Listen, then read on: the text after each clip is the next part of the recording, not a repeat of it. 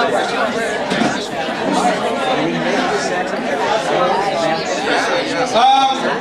and gentlemen, I usually don't need a mic, but I'll use it anyways. You're networking, okay.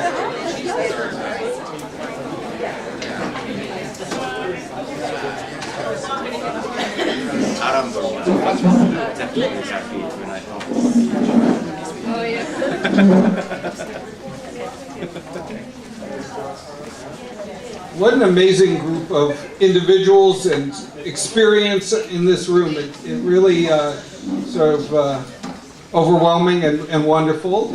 And welcome to the RENA Community Residence. This building was built in completed in 2012. It involved all three levels of government being engaged. It involved 8 different agencies partnering on service strategy. It involved a group of nonprofits aligning around housing, and those that aren't in housing being aligned with it as well. So if you have a chance at the end of the day, want to take a tour, we'd love to show you around the building, the campus, and maybe if you're lucky, someone might invite you to see their place. There are at least 2 people here who have their own places and residence here. They introduced themselves earlier. Just as a further introduction, Brian Keshen, President and CEO of RENA, proud to be supporting a team of 550 employees who support a number of individuals, over 1,000 individuals in the GTA.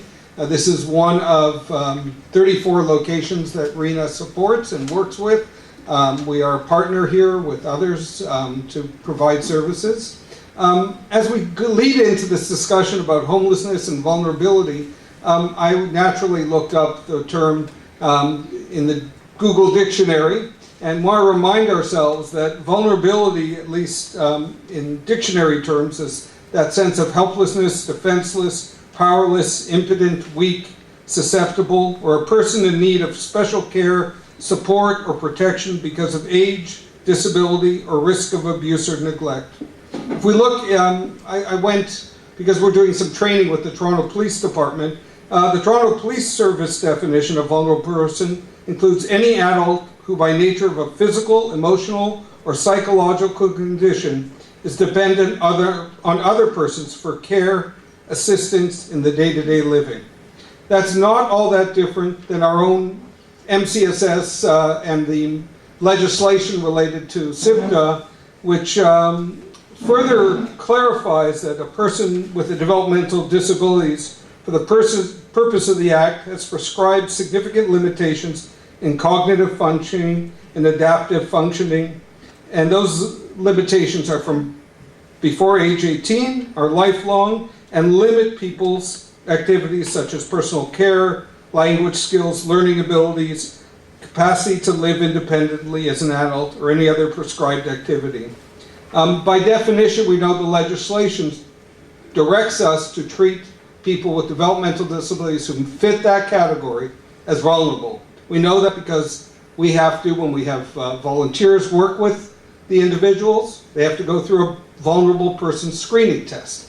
Well, if they're not vulnerable, why would we be doing that screening? So someone's defined that for us. So for us who work in the developmental disabilities, the individuals, that community we work with, by definition, in all these factors, are at risk and are vulnerable.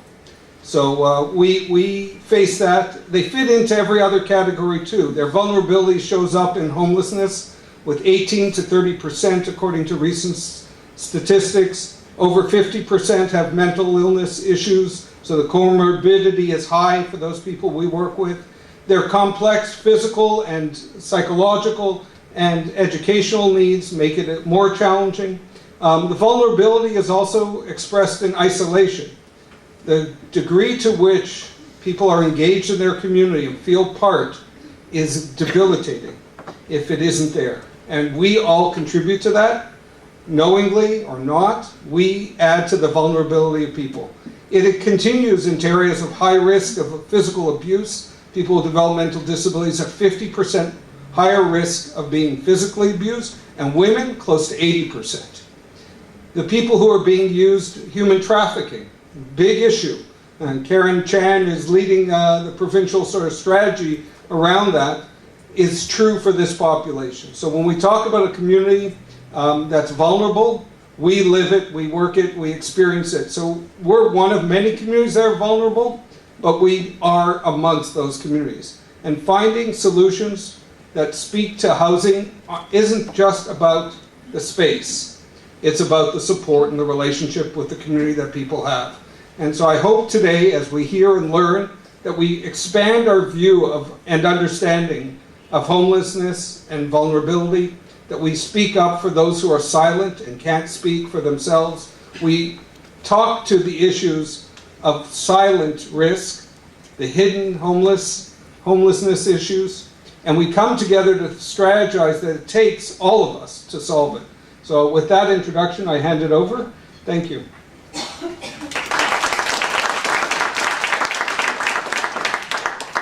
Thank you, Brian, and thank you to your team for helping to organize today. My name is Andrew Cardoza with the Pearson Center.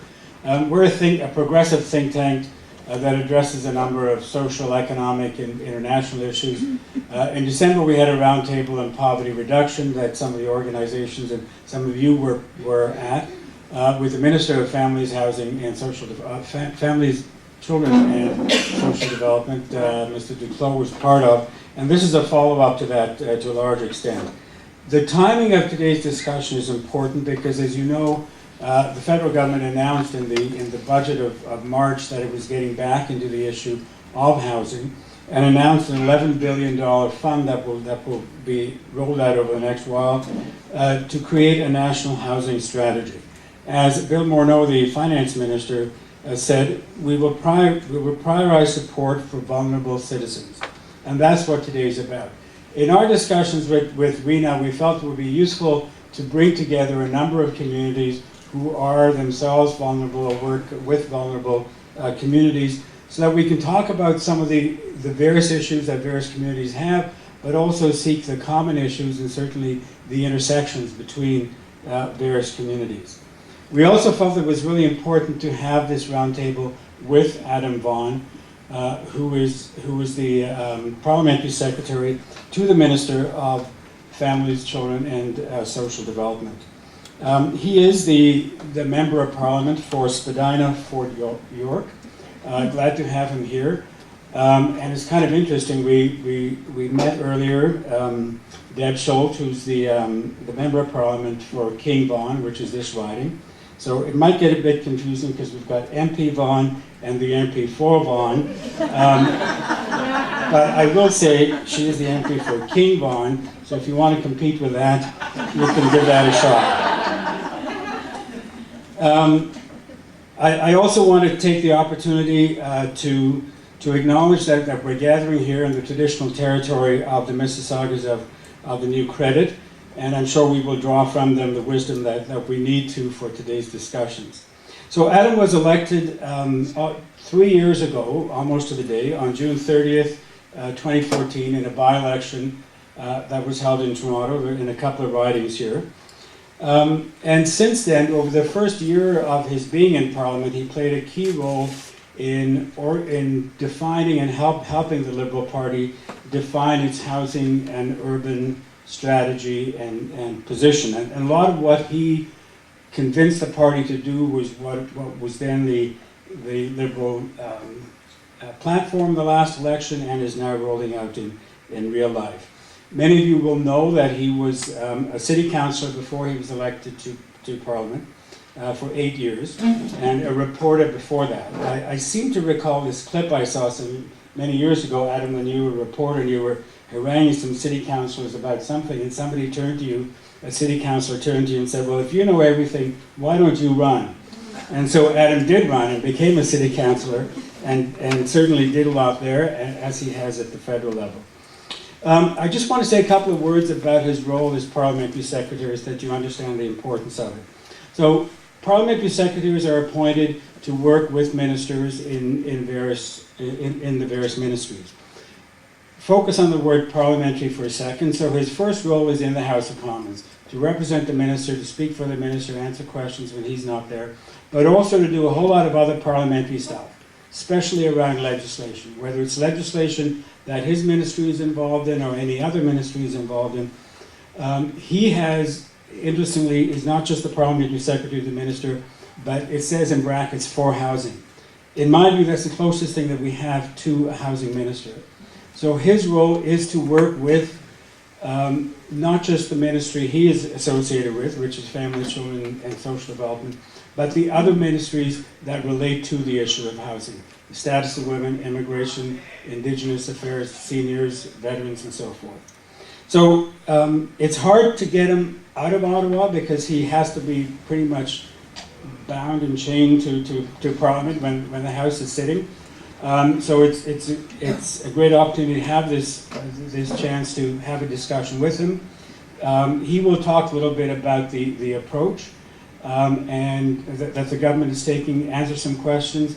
We'll then go through the speakers that we've identified on your agenda who will lead off the discussion. We'll then have a discussion for the next couple of hours where everybody can participate, and we will close 4 o'clock on the nose. Before we close, Deb Schultz, the MP for this area, will also be making some closing comments. So with that, Adam, over to you, and thank you for joining us.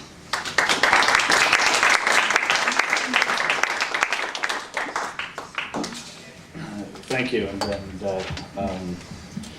I too would like to recognize that the treaty lands were on the treaty of the Toronto Purchase, effectively, which was with the Mississaugas and New Credit. Before then, these were the traditional territories as well of the Haudenosaunee Confederacy, and parts of the Toronto area also were under the traditional caretaking of the Huron-Wendat.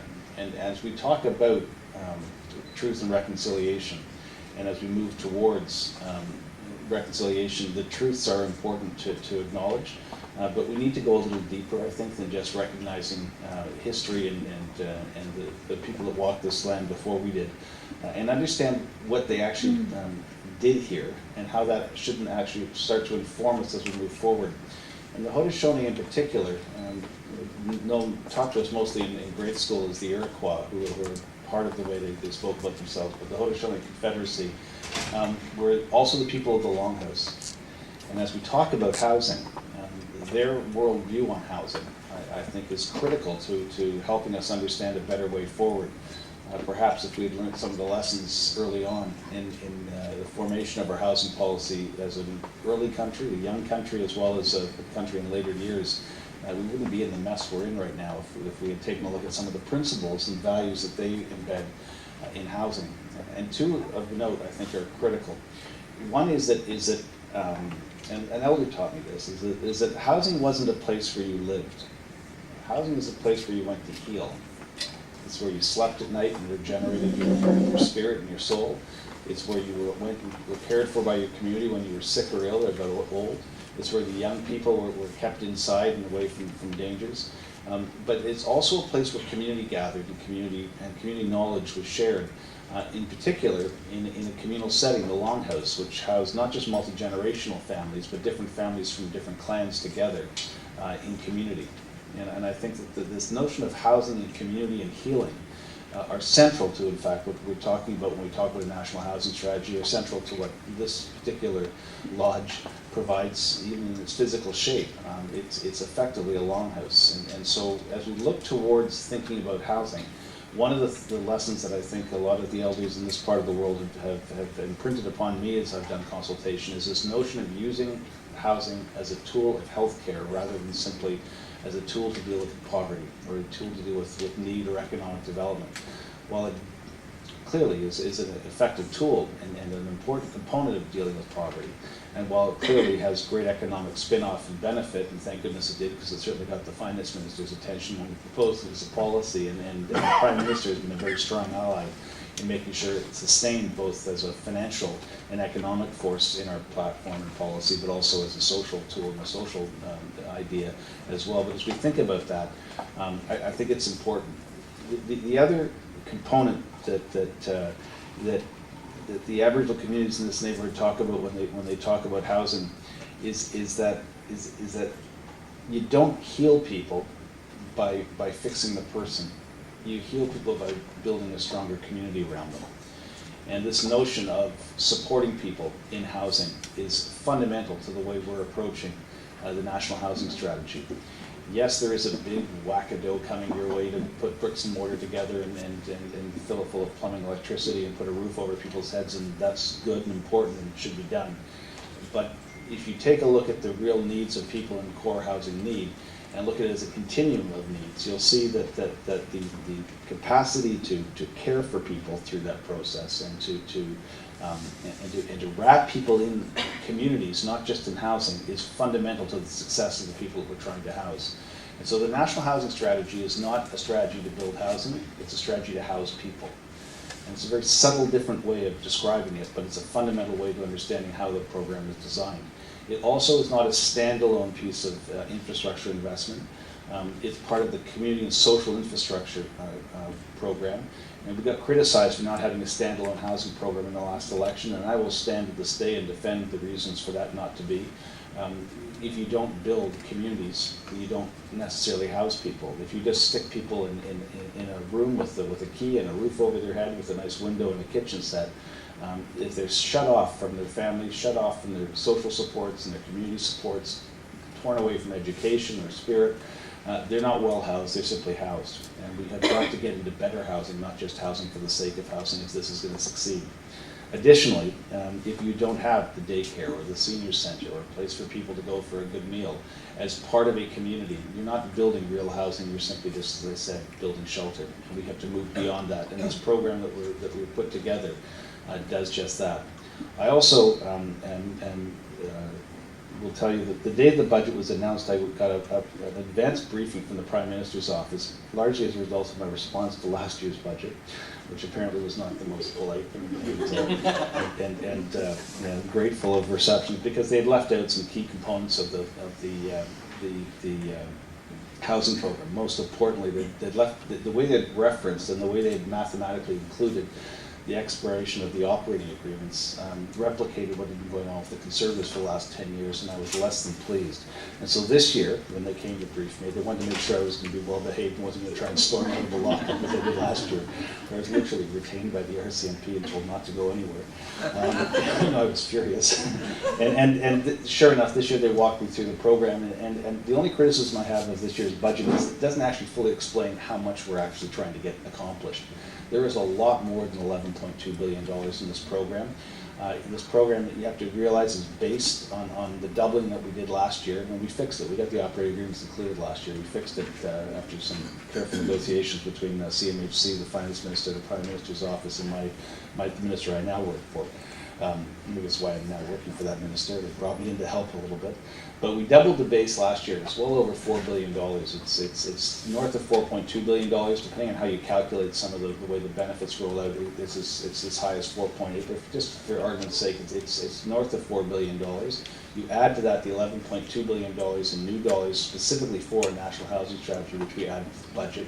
But there's also an additional $10.9 billion in low-interest loans and mortgage guarantees, which fundamentally, when you put that together with land, is the way we built the co-op sector in the early 80s. So the $10.9 billion in loans, which some people don't understand as being quite so important, if you've got land, all you need is the loan to get the project built. You need the subsidies to make it super affordable or specialized for people's incomes, depending on the group you're going to serve. But the guarantee of the low interest mortgage rate, sometimes a bank won't do that, but if the government decides to bank it, is really the gust of wind that gets you across the finish line.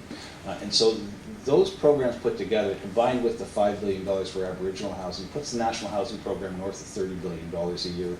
It's $30 billion over the next 10 years. Now, there's also been some criticism that this program, 8 of the 10 years of the program fall after the next election.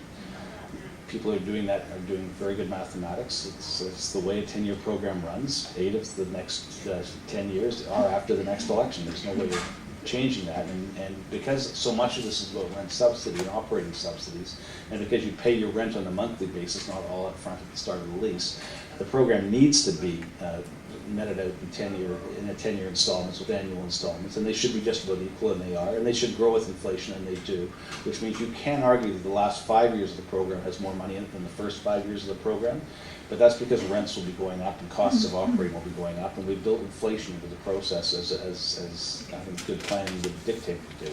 And so the program is there in near equal installments over the next 10 years. The money kicks in next year because we've doubled this year's money as the down payment to the National Housing Strategy, and that's the way the money rolls.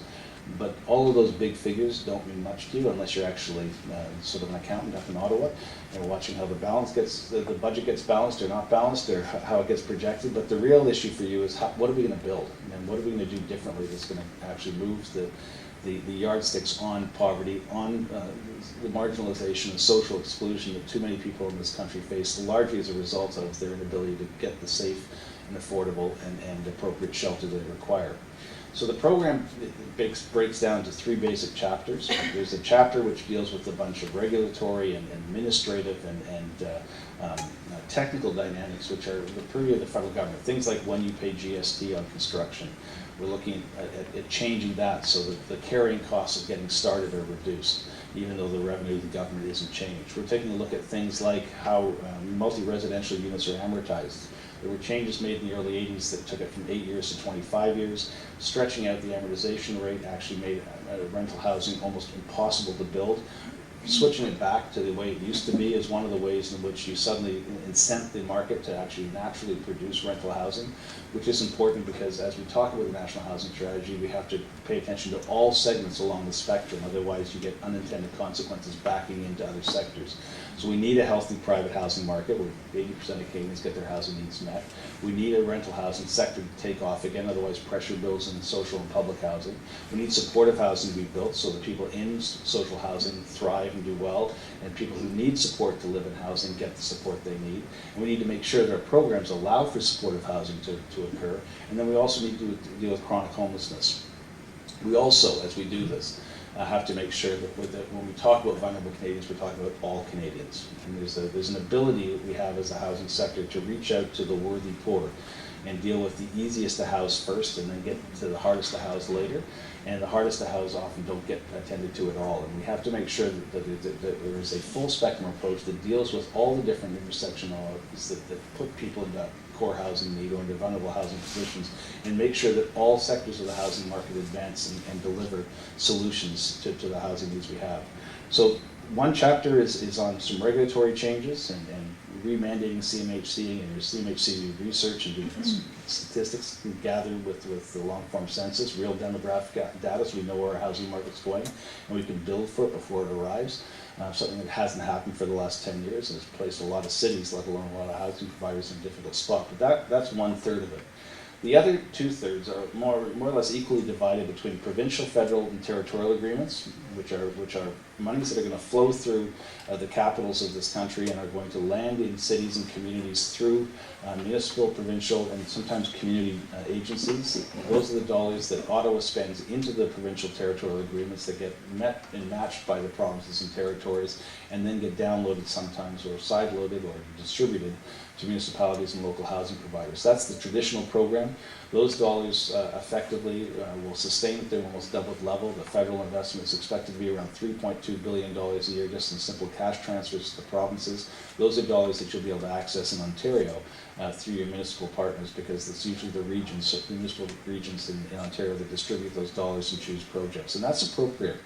Appropriate for a couple of reasons. We need to make sure that cities build sequentially in a way that makes a lot of sense. We need to make sure that when you build housing for vulnerable populations, it's near transit lines or it's near community services already forecast. It harnesses into private development that may be occurring, and you want to make sure you can integrate and mix your neighborhoods so you don't end up with large communities of low income and large communities of affluence and start to ghettoize people in ways that have not been productive or necessarily good for folks on either side of that divide. But we also need to make sure that our local partners, who often know the needs as they're expressed with great detail, are the ones driving the housing agenda. The city councillors, I used to be one, get elected because they know their neighborhoods backwards, and they know where the vulnerabilities and who the people are who are vulnerable in communities and where new patterns and new concentrations of poverty are emerging. If you try to build a housing program from Ottawa and Ottawa alone, you'll miss that fine detail.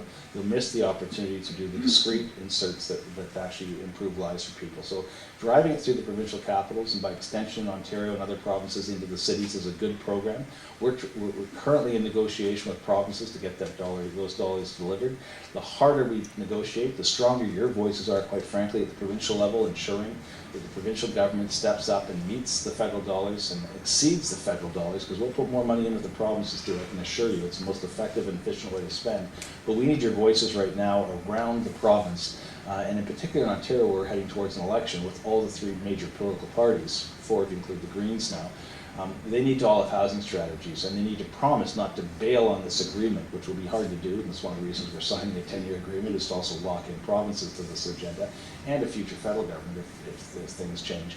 But we need to lock those agreements in with as many dollars as possible, with as strong a capacity and as far-reaching a set of goals as possible.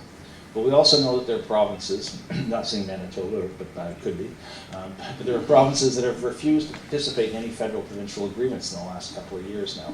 Manitoba, for example, has not signed on to the health accord, and as a result, their dollars aren't flowing. They haven't signed on to some of the Indigenous care programs. No matter how many dollars we put in from Ottawa, Cindy Blackstock is very correct to say the money's not landing in the communities. That's because there isn't a provincial carrying partner to get it there. We have a very difficult structure to deal with. It is a colonial structure, and it does not respond well to local needs very quickly, and sometimes federal needs are equally inhibited by the provincial structures that we've inherited from our Constitution.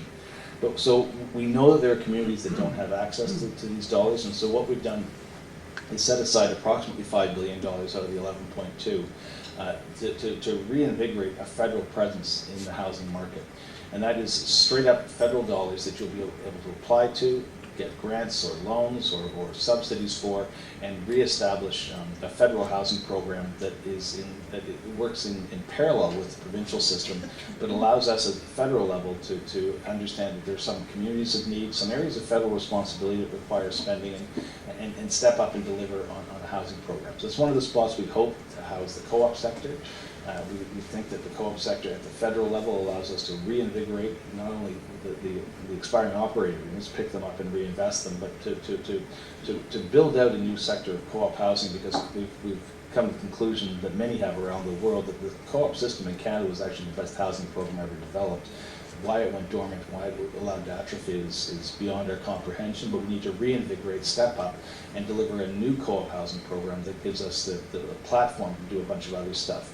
But at the end of the day, if we don't deal with the chronic homelessness situation and we don't reprofile how we think about supportive housing, we are not going to stop the flow of chronically homeless people into the housing sector, and as a result, we're not going to actually deal with the real way homelessness impacts individuals' lives. It's one thing to have affordable rent, but if you don't have affordable rent and the supports you need to stay in that apartment, you're not going to stay in that apartment, you're not going to succeed and thrive in that apartment, and your contribution to society is going to be inhibited by the fact that society has not provided you with the services to give you the maximum capacity to contribute.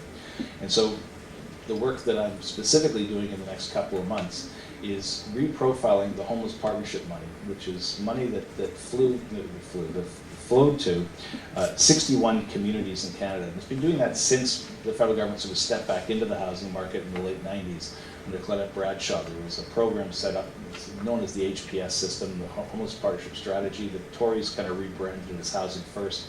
But the goal here was to get people off the street and out of shelters and into housing. The trouble was the program was designed in such a way that you couldn't actually access services for the people once you got them housed. In other words, if you had a housing allowance, you couldn't put them into a housing company that had an operating agreement that was also tied to CMHC. You couldn't allow two subsidies to touch.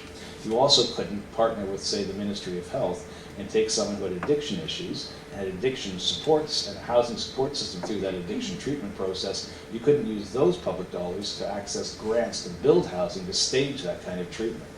It was sort of almost designed to sort of appear like a program, appear to provide a complex response to a very complex situation, but then you're forbidden from actually combining the different government streams into creating supportive housing and delivering the kind of housing we know that will actually transform homelessness in this country. So one of the first things we're going to be doing under the National Housing Strategy is doing a quick breakout with housing advocates from across the country who work with chronically homeless people and build out a system that does two things very quickly. it moves into prevention, because what we know is that preventing vulnerable people from becoming homeless is the cheapest way of housing them and keeping them housed, rather than waiting for them to land on the streets and then rehouse them. So prevention is a huge part of what we're going to be looking at, and providing supports to keep people in housing rather than wait for them to be in a catastrophic sense and respond. And then the second thing is that when people do find themselves in that situation, and we have a large homeless population that's currently housed in emergency shelters, we need to get away from emergency shelters and break it down into smaller, more discrete collections of people with similar conditions and deal with it as a supportive housing model. And that's where we start to get into organizations like RENA that provide support for people with particular forms of physical and intellectual disability, but also when you get into things like mental health or drug addiction or brain injury or developmental handicaps that haven't been diagnosed. It's the four largest indicators for homelessness.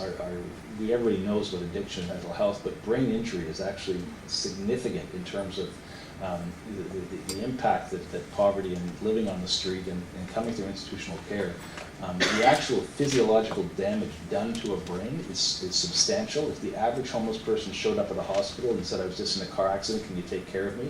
they'd be admitted to long-term care. But because, like a hockey player, they've had successive concussions over repeated incidents, or they were beaten as a child, or institutionally they weren't cared for, they were physically abused inside jails and prisons, or they've been drunk and fallen down on the street, or they've just simply hit their head one too many times doing a silly thing. The reality is the average homeless person has brain damage to the point where they actually are physically disabled and do require long-term medical care, and the choices they make around self-medication often lead to addiction. The confusion and the trauma can have mental health implications. When we understand these as a series of healthcare dynamics that land on people's lives, housing them in a health setting, and again, getting it back to using housing as a tool of healthcare becomes even more obvious. So we're going to be taking the homeless money and transitioning away from emergency shelters and resisting the call to open the armories and house people in emergency care, which costs about $2,200 a month, and get them into supportive housing, which costs closer to $800 a month, but actually has better health outcomes and more independence for you. And so the transition of the homeless partnership strategy, which is about $220 million a year over the next 10 years on an annual basis, that $2 billion we reprofiled. And what we know is that if we can get it up to about $3.5 billion by pulling in some of the funding from the other pools of money, we're in a position where the minister says we can end chronic homelessness within 10 years. I think we can get close to eliminating it within 10 years if we work together and we really lean into some of the challenges that lie ahead on the supportive housing piece. Chief amongst them are neighborhoods that refuse to have rooming houses. If you don't allow for rooming houses to exist, you don't allow for the housing model where supportive housing works best. And we need to break the stereotype and break the taboo and the political resistance to that by making sure that rooming houses become as of right across the country. And this is the only way in which we're going to deal with the elimination of these large, terrible shelters which house people poorly, do it expensively, and create worse conditions in the end for people than if we were housing properly to begin with. So that's effectively where the national housing policy is going. I have to caution you that the government watches very carefully the affordability factor in the private sector market. A large part of what we're leveraged off of is a healthy economy. With 80% of Canadians having their housing needs met in the private market, if there was suddenly be a mortgage reset or a bubble burst or whatever the language that's been used to describe it is, that would undercut virtually all of the stability of the federal budget in more ways than one, and create vulnerable programs in more ways than one.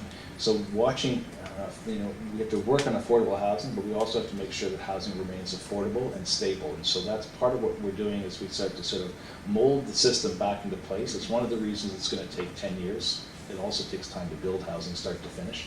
We recognize that, but the reality here is we produce a 10-year framework with guaranteed funding levels locked in with the provinces, with an eye to making housing a tool of healthcare and a tool to solve other problems. And where we have federal responsibility, Aboriginal issues as an example, veterans, immigration, we're going to be looking to use federal powers in provinces that have traditionally resisted the federal government's role in housing and establish a federal authority in those areas because we have responsibilities as a national government. That's the strategy. That's the program that we have to get negotiated and up and running within the next year, but that's the next 10 years if we're lucky. And I think it's a transformative moment in our time, our history of our country, a transformative moment for those of us who've been fighting for a housing program for the last 25 years. We're on the cusp of actually getting what we've asked for, and now it's time to build. And I'm going to leave you with one last thought. We started by land acknowledgement. And truth and reconciliation is not going to be achieved through kind words and a better understanding of history. It's going to change with action. And that requires all of us, not just the federal government, all of us, because all of us have a treaty through the Crown with Aboriginal organizations, First Nations, the Métis Nation, and Inuit.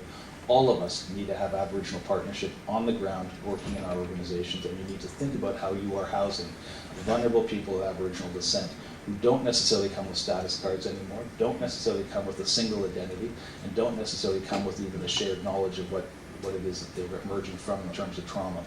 We have got to, and we must, all of us in our organizations, if you don't have a relationship with an Aboriginal organization, if you are not working with people in your field who also work with the Aboriginal population and have Aboriginal leadership and wisdom and elders and ceremony embedded in your operations, you are not doing your part towards truth and reconciliation any more than the government is. And so we're urging people, especially in the housing sector, especially because the most vulnerable Aboriginal people in our country often express their first need through housing. You have got to reach out. You have got to find a way to partner. You've got to find a way to make the housing money reach beyond the $4 or $5 billion set aside for on-reserve housing. You have got to find a way to make sure it happens in every community for every person of Aboriginal descent, because truth and reconciliation needs to be housed if it's going to be healthy, and needs to be in community if it's going to heal the individual. And your communities, which are strong and giving and compassionate, have a great opportunity to show and lead a better way, and the government is not necessarily the strongest voice in this file. Your capacity to care for people is legendary. It needs to become more proactive in reaching out. And I'm just going to leave you with that thought, but thanks very much.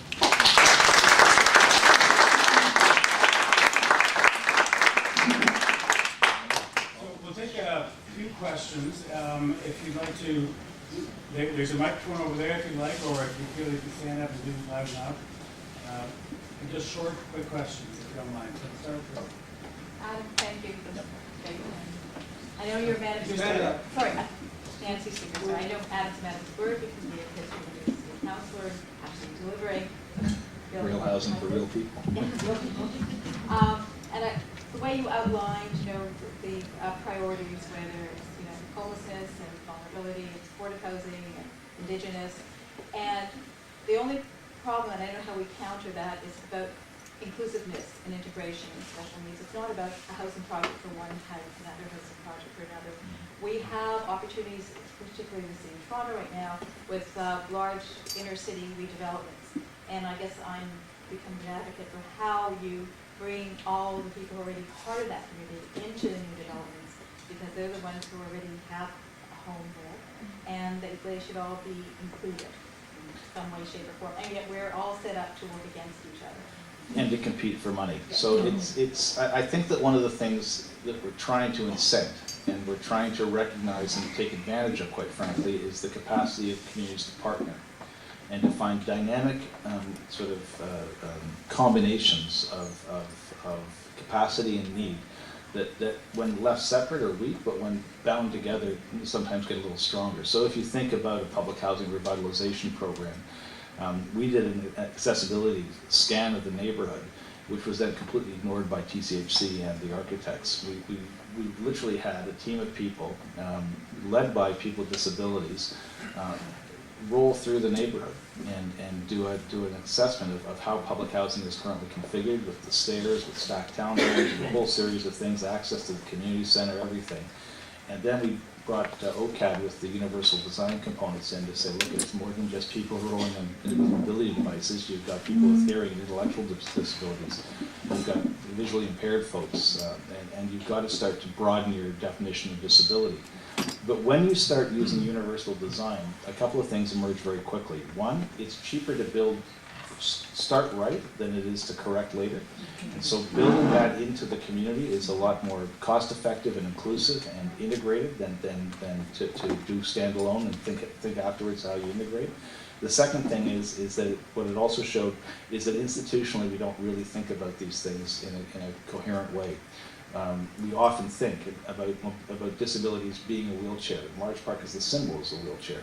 But disability takes on many more fronts and many more factions. The good news is that we are starting to put into the funding criteria. You've got to show us that you've accomplished certain things, and universal design is one of the things, one of the principles that have been spoken to. You've got to show us, if you're doing projects over a certain size, how you've accommodated the diversity of needs that are present in the community and how you've integrated them. And you get bonus points for that. Even though it doesn't cost more, your access to funding will be easier and more enriched if you achieve on those fronts.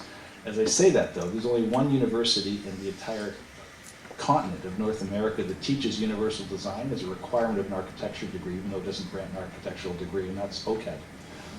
Right? OCAD's environmental design program has a mandatory unit on universal design, but the U of T Architecture School, Waterloo, UBC, you name it, they've actually, Ryerson, they don't actually teach universal design as a requirement. And so architects aren't brought to the conversation as a matter of a foundational study. They get brought into specialists after the fact, and quite often they appear on a spreadsheet as an afterthought and therefore a cost, as opposed to 80% of our units have to have wide doors. Just build it into the process. And if you start doing that from the word go, it becomes a much more inclusive program. Yeah, be pleased to know we're doing that in Field Toronto right now.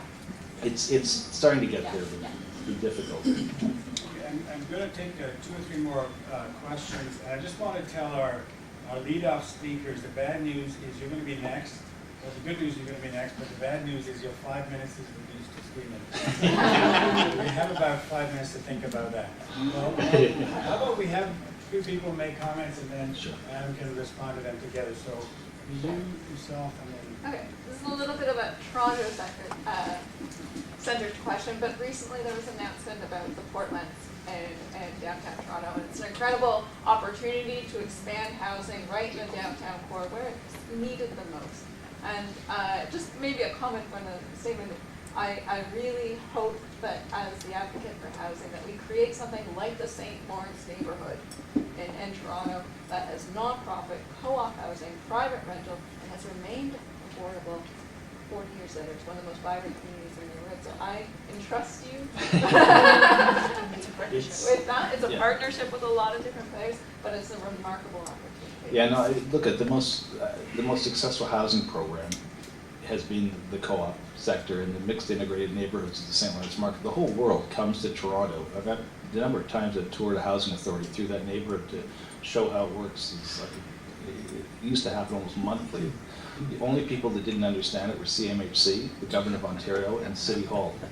And City Hall still doesn't understand it. All you have to do is take a look at the building on the waterfront that has a door for poor people and a door for rich people and 2 separate banks of elevators, even though it's the same structure. Integration is a fundamental component of the success of St. Lawrence. Scale works as well. But yes, and I can just say that the $1.2 billion announced last week, that doesn't include the federal investment in housing to those neighborhoods. So as the federal dollars arrive, they will be looking to highlight those principles.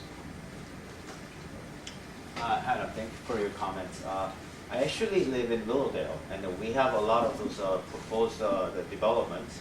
And I'm just concerned about those developments will take away for the affordable housing or the apartment they used to be used for the people in need. So how you, government, are you going to address the problem? And my second question is in the future, because I'm the sort of a business consultant, bring some Korean companies from Korea. Do you, government or any like a sort of a plan to work with the private sector, having some like a matching fund and building for like a community housing or the affordable housing? Thank you. Let me take a couple questions before I answer. Yeah, okay. First, thank you very much for calling to mind of all of our goals, all of us that self-identify as members of civil society, in terms of our responsibilities in helping recover and rebuild treaty relationships on a nation-to-nation basis. So thank you for that.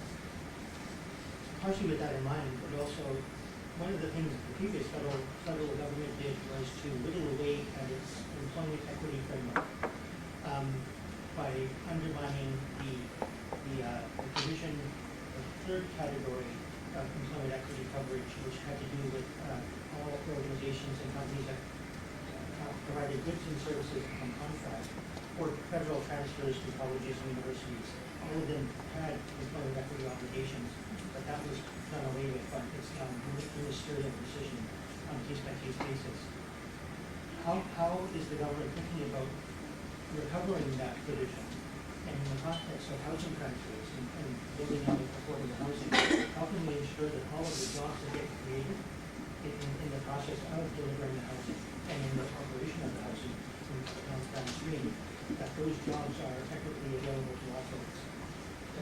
Okay, one last. Thank you. Thank you so much for your comments. I really appreciated them. I work in an organization with women and children who experience gender-based violence. And just recently, the federal government put out a national gender-based violence strategy. In it, I didn't see much related to the housing strategy. We know that women can't leave abuse because of the lack of access to affordable housing. That's the number one reason why women don't leave abusive situations. And when they do leave, if they're not in safe places, that's when the risk of violence and death escalates. And 1 in 6 women in Canada are killed by their intimate partner. So I'm wondering, how do you see the strategy that you just talked about aligning with the gender-based strategy, given where the federal government is trying to move towards actually trying to do gender budgeting, so there's some practical tools at hand to be able to fund safe housing for diverse women and all those needs. Okay. So I'll deal with those three in reverse order. I saw that there is mention of housing and second stage housing in the strategy.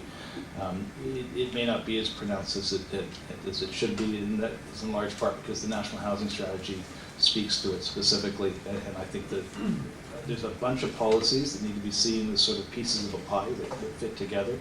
Our anti-poverty strategy, the senior strategy, the anti-violence strategy, the housing strategy, all kind of fit together, as do another sort of threshold of programs which are emerging around income support, which is the Canada Child Benefit, the GIS changes, and some other measures which the Minister is now working on. If you don't know Jean-Yves Duclos' academic writing, look it up. He's all about basic income, and that's a component of how we deal with healing the wounds that poverty has brought to the country. On the specific issue of women and people escaping domestic violence and violent family situations, it's twofold. One, the Homeless Partnership Strategy supported the shelter system.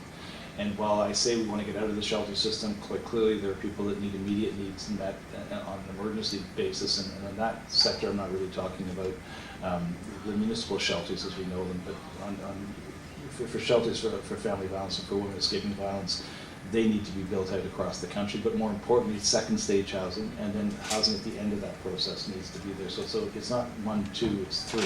Second stage is a way to get to third stage. So emergency shelter for dealing with the person who knocks on the door in the middle of the night or gets brought by another family member. Then there needs to be housing with a modicum of supports as people restructure their lives, and then there needs to be affordable housing after that and community of choice in a safe, affordable place. One of the reasons the housing budget sailed through the housing budget sailed through the budgeting process and became as strong as it did. And trust me, when I went to Ottawa, I didn't expect a 10-year program. I was hoping for 5 and was amazed at 10. I was hoping for about $15 billion and was thrilled at 35. But the reason it did so well was gender-based analysis. When we started to look at $180 billion in infrastructure being spent, and the gender analysis lens, the gender-based analysis, gender-based plus, was placed over it, you couldn't get to a gender budget, or a budget that had positive results for women in particular, but for other marginalized and disadvantaged groups, if you didn't have a housing spend. And the way to make the infrastructure spend more gender neutral and produce better results for Canadian women was to spend more on housing. And so that's why a significant part of that dollar expenditure went out even higher than I was advocating for. That being said, if it's not spent through the very channels that you spoke of, it will just simply be housing. And one of the things we know about traditional housing programs is that women are often the first to lose their housing, the last to get their housing, and if they children, their circumstances become even more difficult. And if those children or they carry other externalities or internal dynamics, it just gets more and more complicated. But women as a group are the hardest to house in any society because of a whole series of inequities. So our housing program has to be focused on that and needs to understand that as a fundamental base on which we act, and then move from there. And if you make things right for women, it tends downstream to make it right for the rest of the family. And if it makes it downstream, they're right for society as well. And so the housing focus on making sure that women are housed properly is critical. One of the things we did in redesigning Alex Park was we started with the kitchen, not to be cliche about it, but we started with a space where women who were centered in the house had currency and authorship over the family budget, over the nutrition and the health of the, it all came down to if you built a really, really good kitchen, you got a better house. And everything flowed from that. And then we also started to learn that if you didn't build kitchens safely, you put women in harm's way. So having two ways out of a kitchen, for example. The galley kitchens in the 1960s produced a whole series of really difficult circumstances. But we also know that with Muslim women, if they're cooking for the family, and they're cooking for an extended family, they have to, and they're observant, they have to close the kitchen, which also makes it a dangerous environment. So creating private kitchens, public kitchens, giving people choice, adaptability, all that sort of process, starting right from the design all the way up. If you accommodate the needs of women in your housing program, you get better housing results and make the tool a much more effective tool in reaching economic, social, healthcare, educational outcomes as well. So it's front and center of the way we're approaching it, and it's an incredibly important part of the mindset. On employment equity, which is not unrelated, one of the things that Ahmed Hussein, who's now the Minister of Immigration, did before he got into cabinet was he moved a private members bill which required under our infrastructure programs to have community benefit agreements, and that's part of the way we get to what we're talking about, employment equity and gender parity on wages. That legislation is on its way back. We're just negotiating with unions right now to make sure that we stabilize wage categories and upend collective agreements. We have to be respectful of that process. That legislation is coming back. But I agree with you. It's about building community, not just about building housing, and therefore there needs to be that component to it. It's become more and more part of the process in housing programs, and being very successful at getting people who live in the communities hired as part of the process, and that regenerates the economics of the neighborhood as well as the housing stock. And it's one of the things that is protected in the trade agreements is you're allowed to do local procurement on things like housing because it is such a localized dynamic. So the economics of housing, which is again one of the reasons that the finance minister loves the program so much, is attended to through a number of our agreements and a number of different strategies and ties into the housing program. And then the last question on private sector.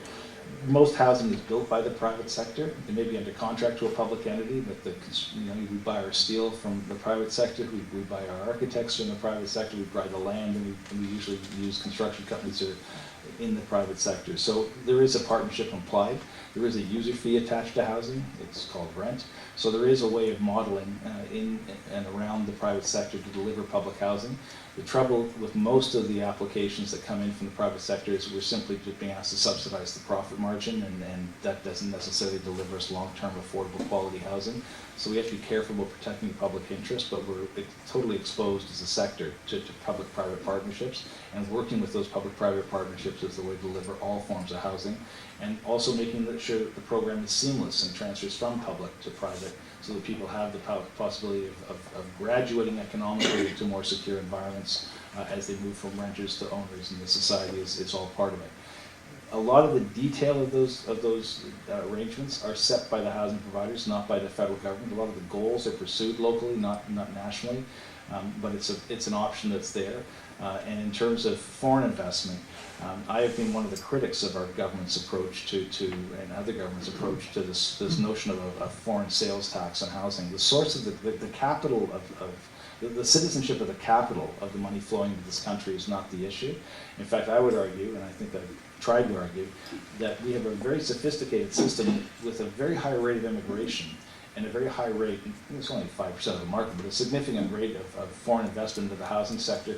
We use foreign investment to build housing for people that haven't arrived in Canada yet, so it's ready when they do arrive. And to destabilize that by chasing foreign capital out of the market, I think is short-sighted.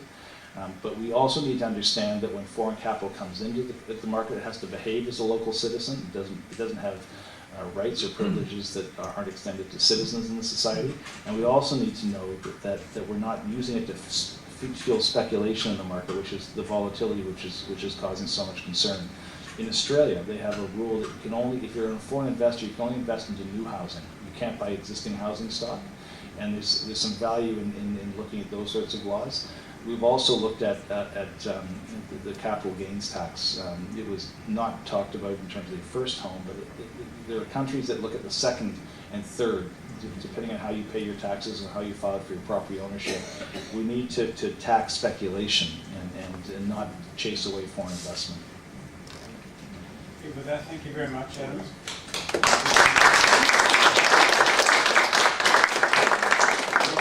It really does help to have somebody who's both as knowledgeable and as passionate about this issue, plays a key role you do.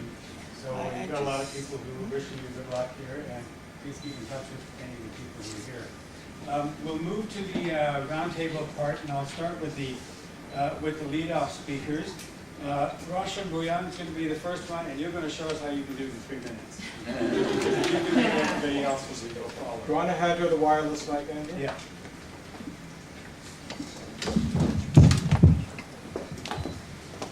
So your 3 minutes hasn't started yet. Actually, I have the timer. Hello, everyone. My name is Roshan Vaughan. I will be reading off my statement because I write a lot better than I speak. But I'm a graduate student right now at York University's Department of Geography.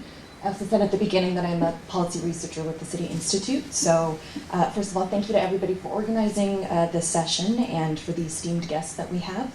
I just want to recognize the complex ecosystem that this issue is embedded in. You know, there's so many different organizations and institutions and leaders and residents and real people who experience housing.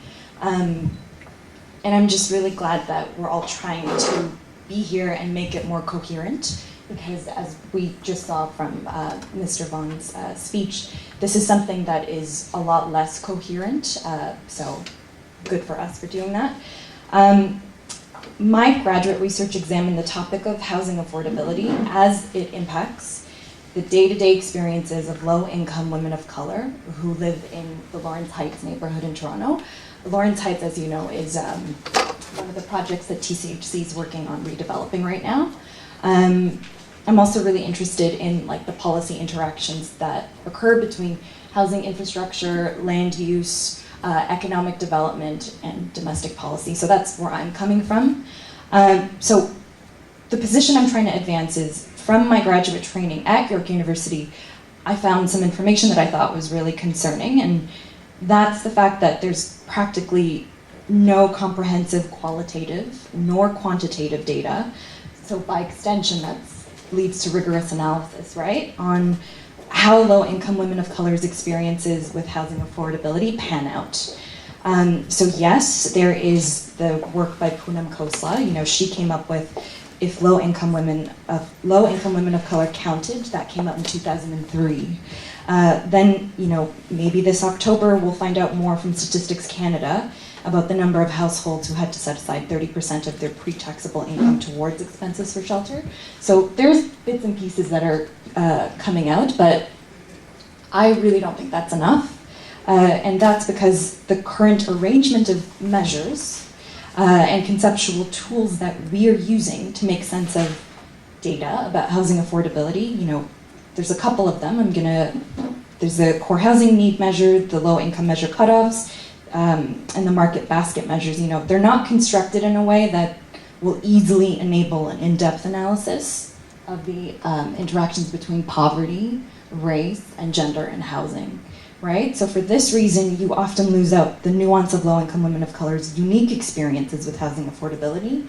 You don't just lose out, it just remains unexamined. And then we're all surprised when issues come up. This is a significant issue because, just like Mr. Vaughan said, women experience housing the hardest, and this demographic shoulders the biggest burden with housing. I'm really interested in moving forward on actionable policy recommendations for that reason. So, to round out my position on this, as a researcher, I benefited immensely from the funding and support that I received during my graduate studies from the Social Sciences and Humanities Research Council. I was lucky in that regard, and so I want today's researchers to be more encouraged to look into housing affordability and for the institutions that they're based in to fund better, more robust, and more comprehensive data collection efforts about social issues such as housing affordability. Specifically, we need more of this data about marginalized groups such as low-income women of color. And possibly at that stage, we can start thinking further ahead about more complex questions. So such as, not just housing affordability, but what does an affordable life look like? And how can we, stick handle the Canadian housing market to shift their prerogative more towards a philosophy of affordable living? So policy, coordinating your policy objectives. So that's where I'm coming from, and I'm really interested to touch base with all of you today and hear more about how you're all making this issue more coherent. Thank you.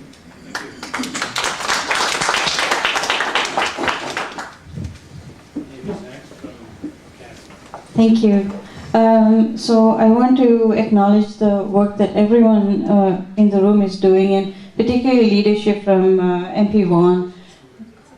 Oh, sorry. And the leadership from Adam and from MP Schultz. We've seen a lot of positive changes under this government, so we have to recognize that. Thank you for that. There's a lot more work to be done, and we'll be knocking on your doors. So I'm going to be sharing I was going to share my 5 minutes, which is now 3. It's not 1, right? It's 3 minutes. With Michael Kerr from Color of Poverty, Color of Change. You can still hear me, right? Okay. So I'll just sort of do shorthand notes. So for CASI, what's critical for us is that we see poverty as one of the root causes of homelessness, and if it's not addressed at the same time in the national housing strategy, all we're going to be doing is rotating people in and out of housing while the main issue goes unaddressed. We also want to be very mindful of the fact that racialization of poverty is growing and entrenched in Canada, and that immigrants and refugees in particular and Indigenous people are overrepresented in poverty. Some interesting stuff that we found in our own work with research, and the difficulty in doing research in the absence of disaggregated data is something that really shapes what we're able to say in terms of policy analysis and solutions. But 80% of immigrants live in rental housing. I mean, that's not surprising. They're new to the country. But a growing number of immigrants are racialized. So Canada's demographic is shifting because of that, and that actually has an impact on how we approach policy solutions to housing. If we are not mindful of the impact of racism, of Islamophobia, of racialization in this conversation, then we are leaving out a significant proportion of the population. So for example, we know from the experience of recent arrived refugees that they were either turned away, they were either denied housing, or they had additional conditions placed on them because they were of African origin, because they were Muslim, or they were perceived to be Muslim. And these are factors that we are all familiar with. But I think we found that very few organizations and institutions are actually able to incorporate that analysis in the work that they do, whether at the policy level or at the service level. So this is an ongoing challenge for us. And we see our role as enhancing this understanding, playing an education, public education role.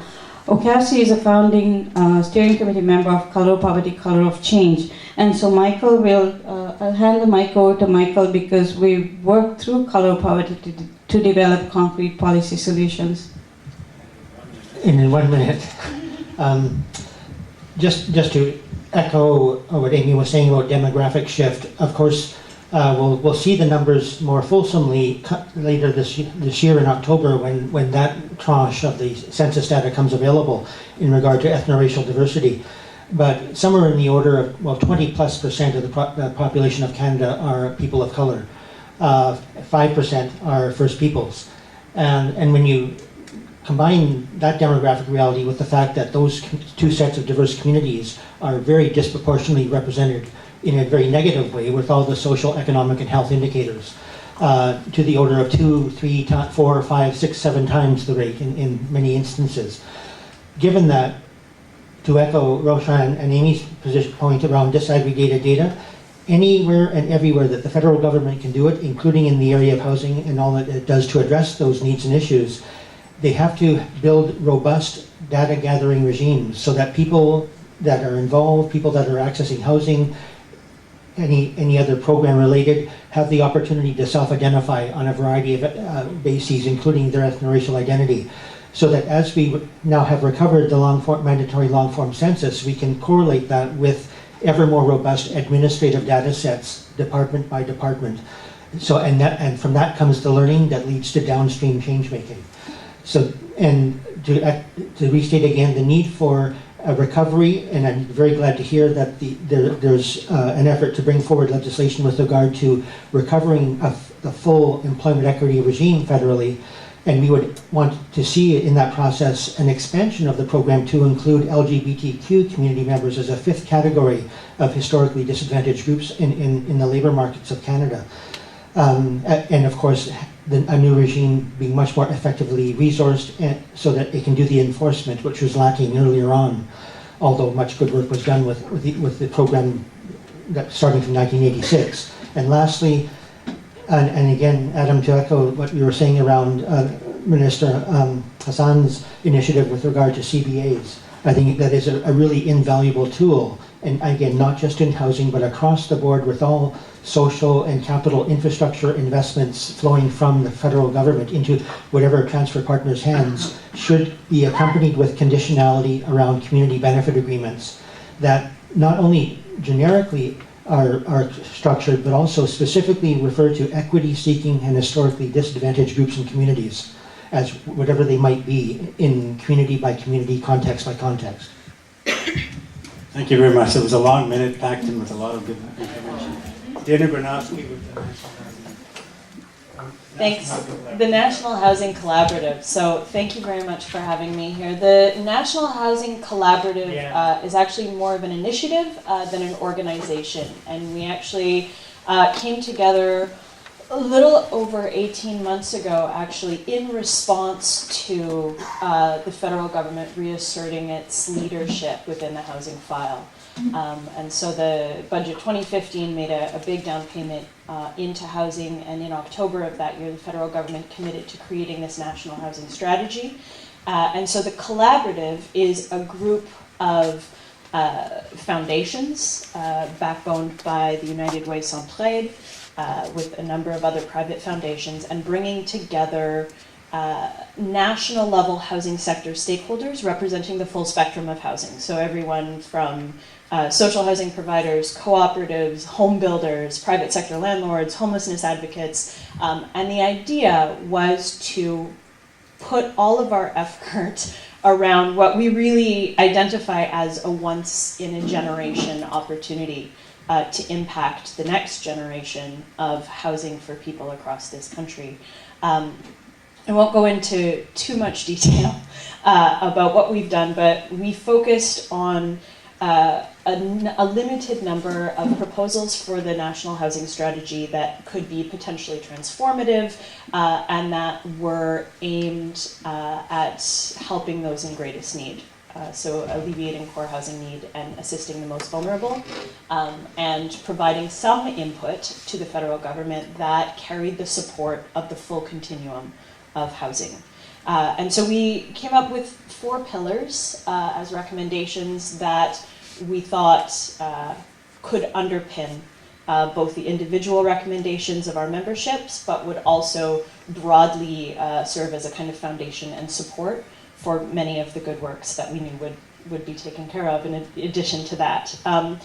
Those 4 pillars quite deliberately looked at both supply and demand mechanisms, because it takes both. It takes 2 to tango, and we've talked about a number of these. So we looked at mechanisms to enhance both existing and new supply, particularly of affordable rental.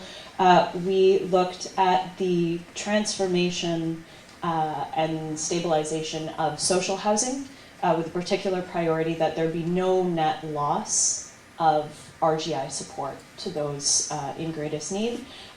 We looked at a 10-year renewal of the homelessness partnering strategy, and MP Vaughan has already fulfilled our wildest dreams. We've got full faith in him and his crew to be able to pick up on what we saw as absolutely essential. And we also recommended the creation of a portable housing benefit.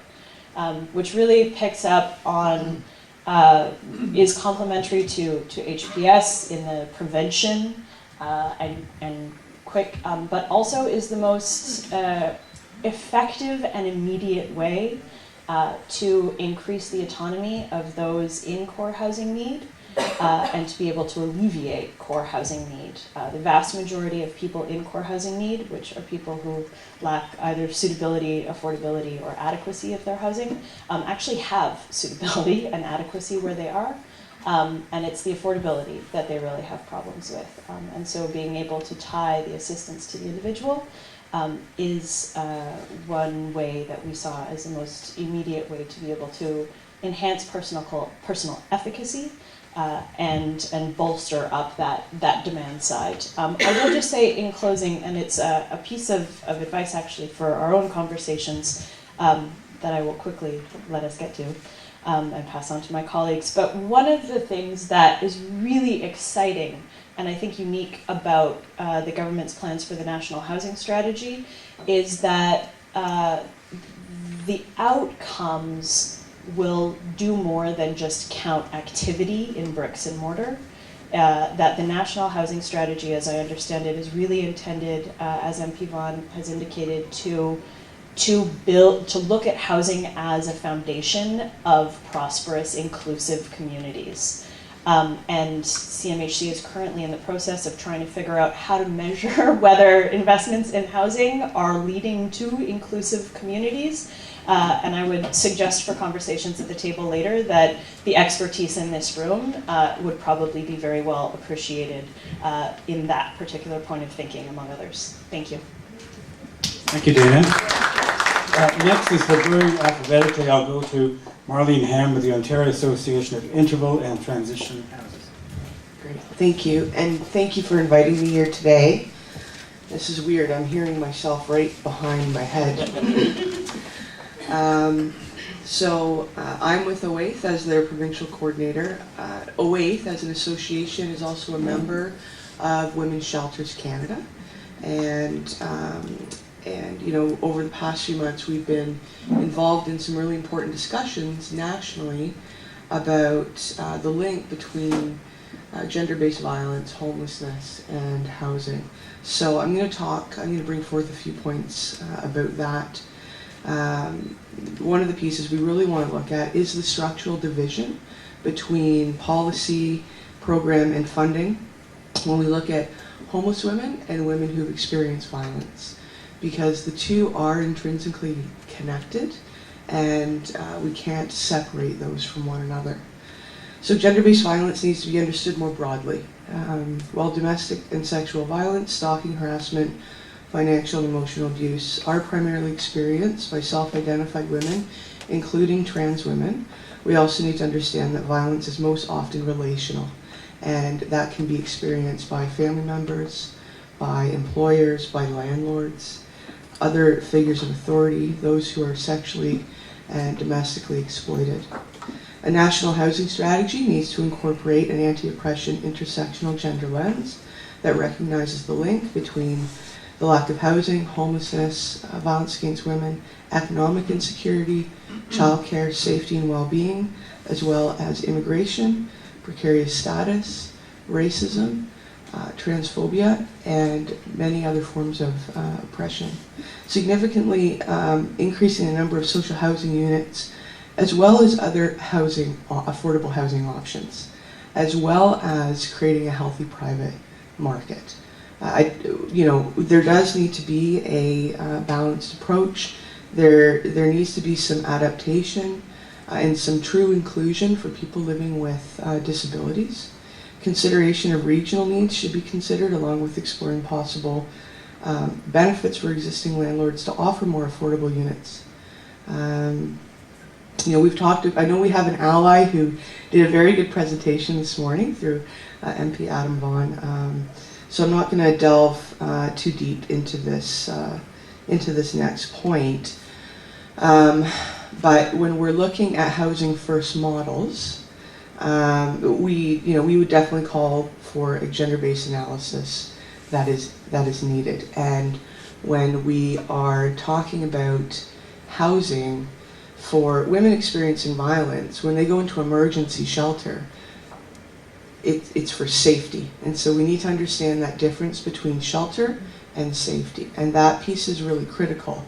However, when we're looking at women's housing outcomes, we check off a box, right? They move from shelter to somewhere else. And so that could be a social housing unit, that could be affordable housing, could be with family, maybe she's reconciled with partner. Even if she hasn't reconciled with partner, because she's been housed, the violence doesn't necessarily stop. So housing, when women are experiencing violence, doesn't necessarily equal safety.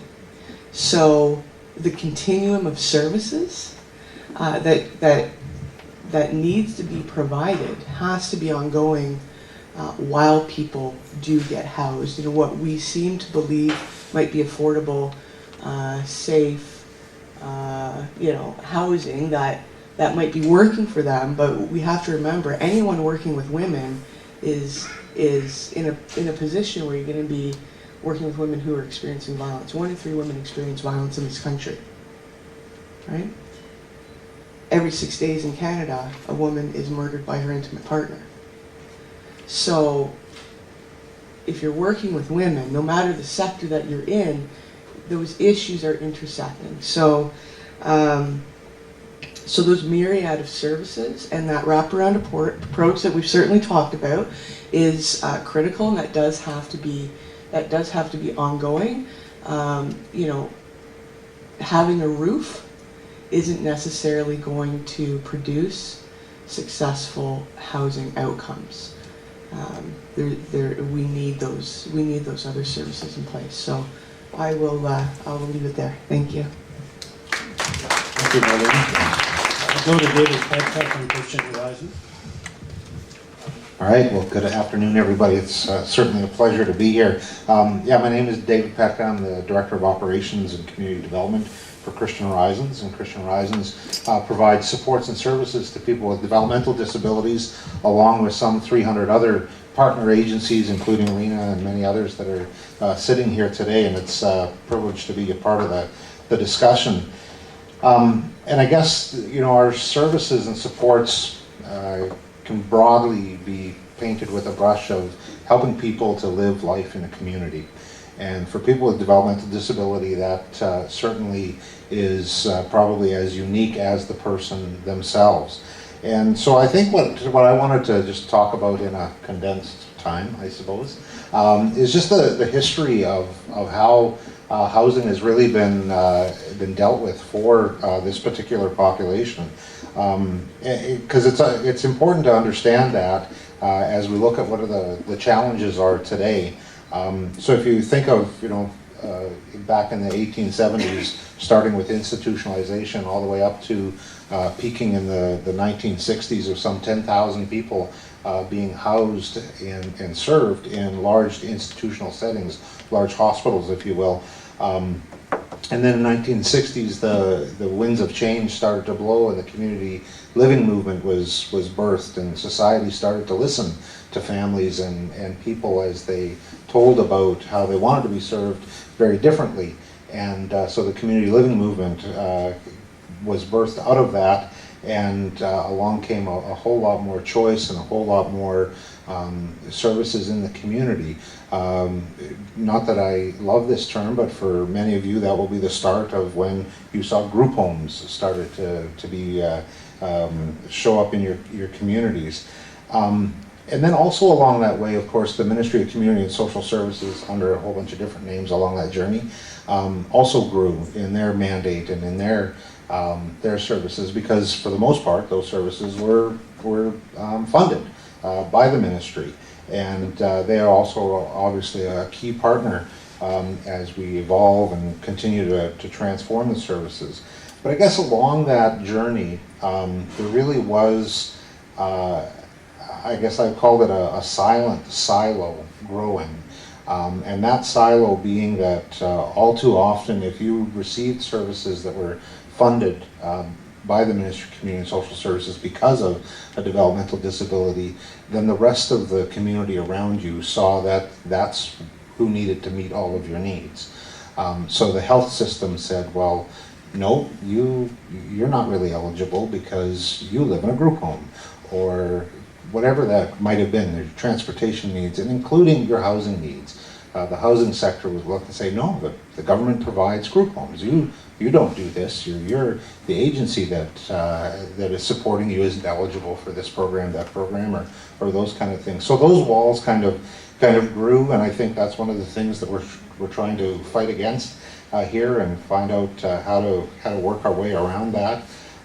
There's currently some 13,000 people waiting for services, and unfortunately a lot of times we experience and see housing challenges and homelessness in people's lives when elderly grandma or elderly mom and dad caregiver pass on, or a person with mental health challenges is served within the health system, but there's no place to come back to.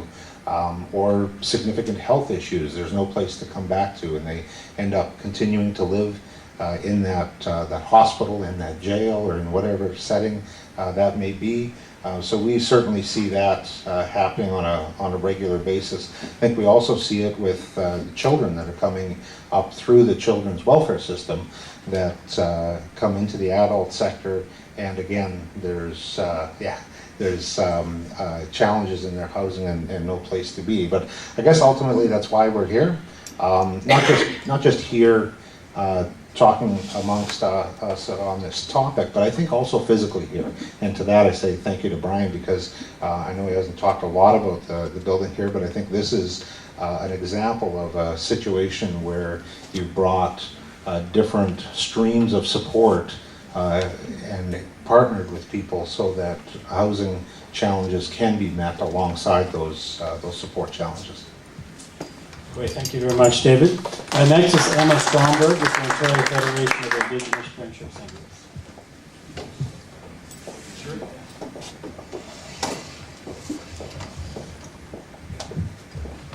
Hi, good afternoon.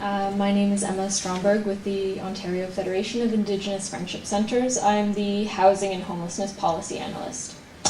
And so thank you for having us and for including urban Indigenous issues in the discussion today. We are an umbrella organization that serves the aims and objectives of 28 member friendship centres across the province, who are experts at Indigenous culture-based service delivery. In Ontario, just to give you an idea, 84.1% of the Indigenous population, that's First Nations, Métis, Inuit, non-status persons, who self-identify in many different ways, often according to their national identity, live off reserve. So 84.1% of Indigenous people live off reserve. Since 1971, the OFIFC has worked on several fronts to address the crisis of Indigenous homelessness and housing disparity in urban communities. We deliver the HPS program, and we're sitting at a provincial table to develop a provincial Indigenous housing strategy right now. We are also a director member organization and 1/3 shareholder in Ontario Aboriginal Housing Services. So us, along with our fellow director member organizations, who are the Métis Nation of Ontario and the Ontario Native Women's Association, contribute and work together towards the development of sustainable Indigenous housing structure in the province. So what this looks like, essentially, is almost 2,000 units of affordable housing for Indigenous people, mortgage interests in an additional 450 properties, several partnerships, and OHAS has also, Ontario Aboriginal Housing Services, has also helped 450 Indigenous families become homeowners.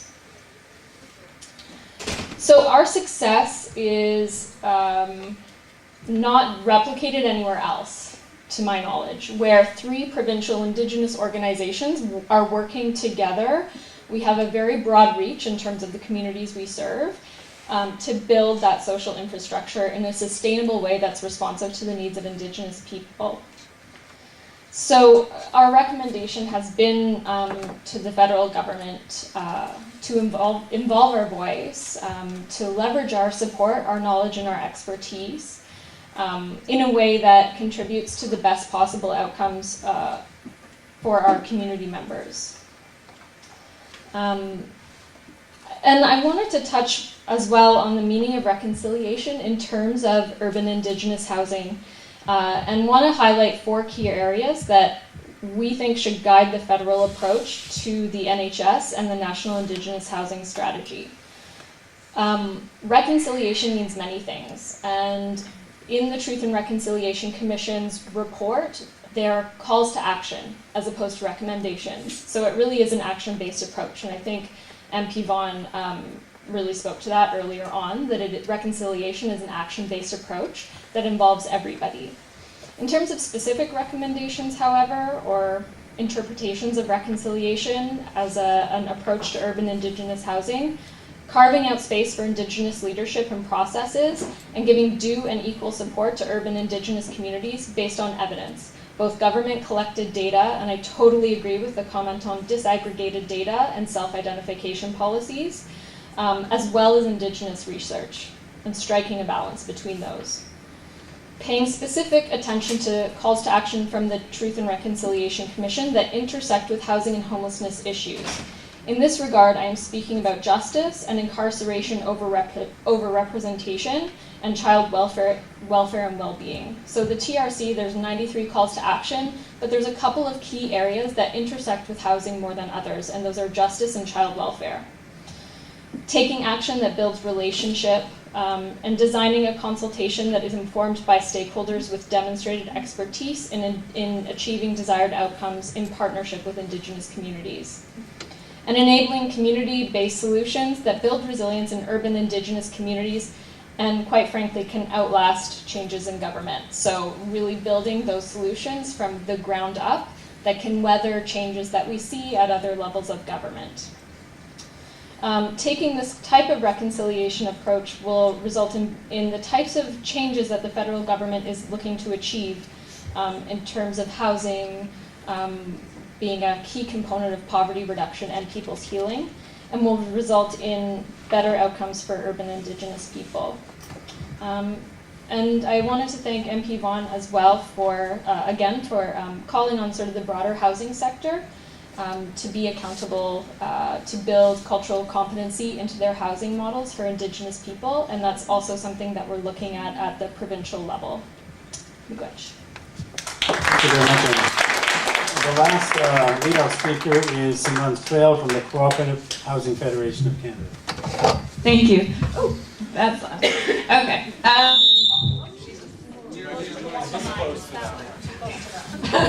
And I hurt my knee, so I'm gonna hobble over here. All right. Sorry to those of you behind me.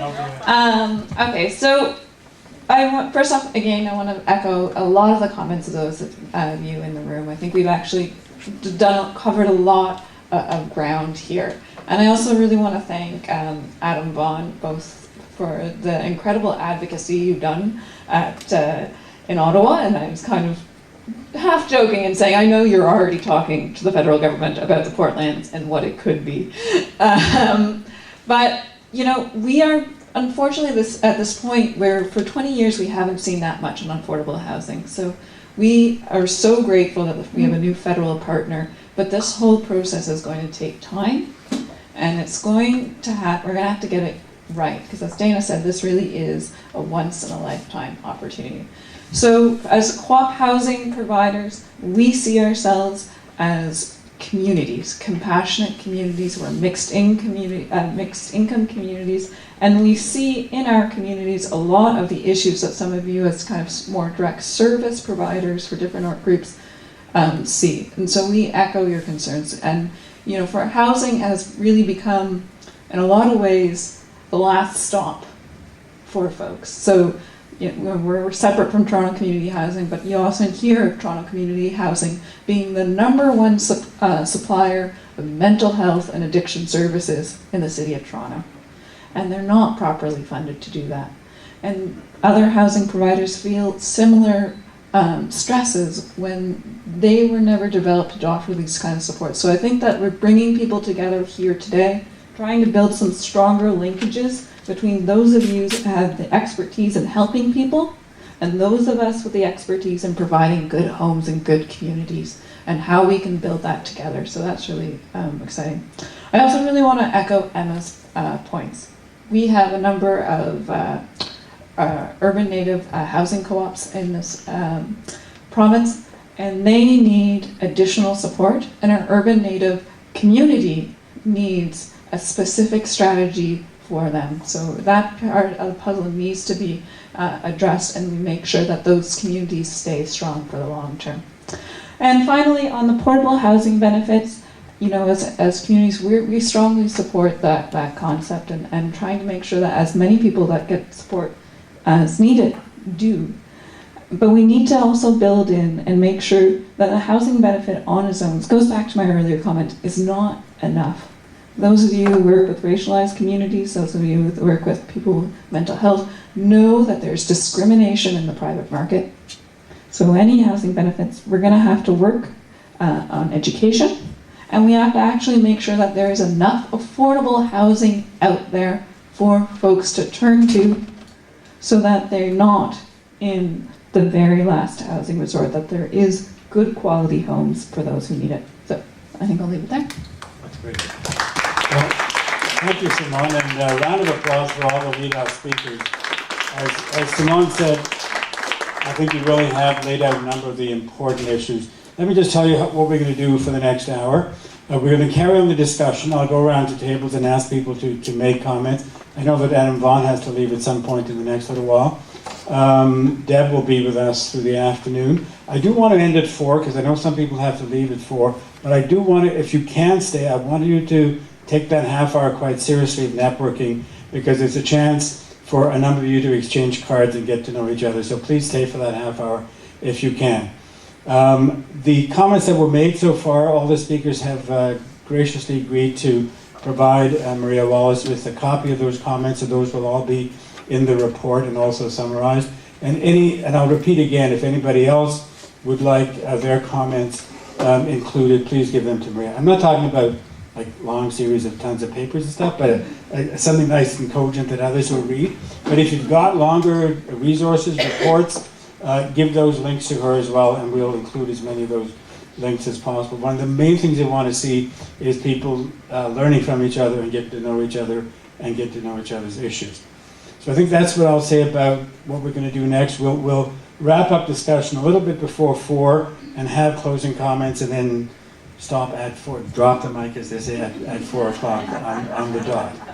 So we'll start with you, and we'll go around. I just want to make one comment. I think the discussion was just amazing, and I heard some key words: reconciliation, transformative, vulnerable, isolation, healing, environment, and we spoke about the Aboriginal issues.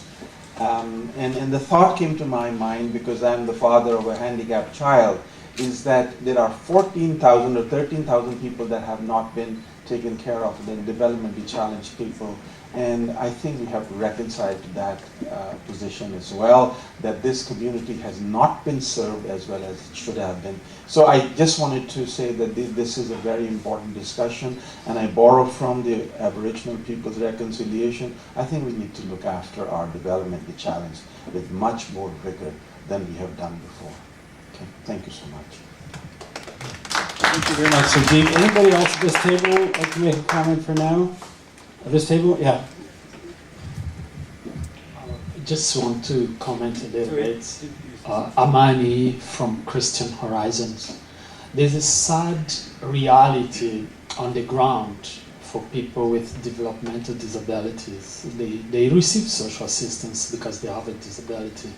When they want to move to an apartment setting, if they want to be part of the community, some of the landlords do not accept them, because part of the requirement is to provide employment income proof, is to provide credit check. Some of these, they don't have them, and this is a huge barrier to affordable housing. I understand we're waiting for bigger things to happen, which will take time. But if we can really start from these smaller things and removing these barriers, I wonder if we will reach that destination. So I just want to bring that to your attention, that it is a very, very sad reality to see a person with developmental disability being refused a place to live just because they can't provide a credit check, they can't provide proof of income, and the landlord can't accept ODSP pay stub as a proof of income.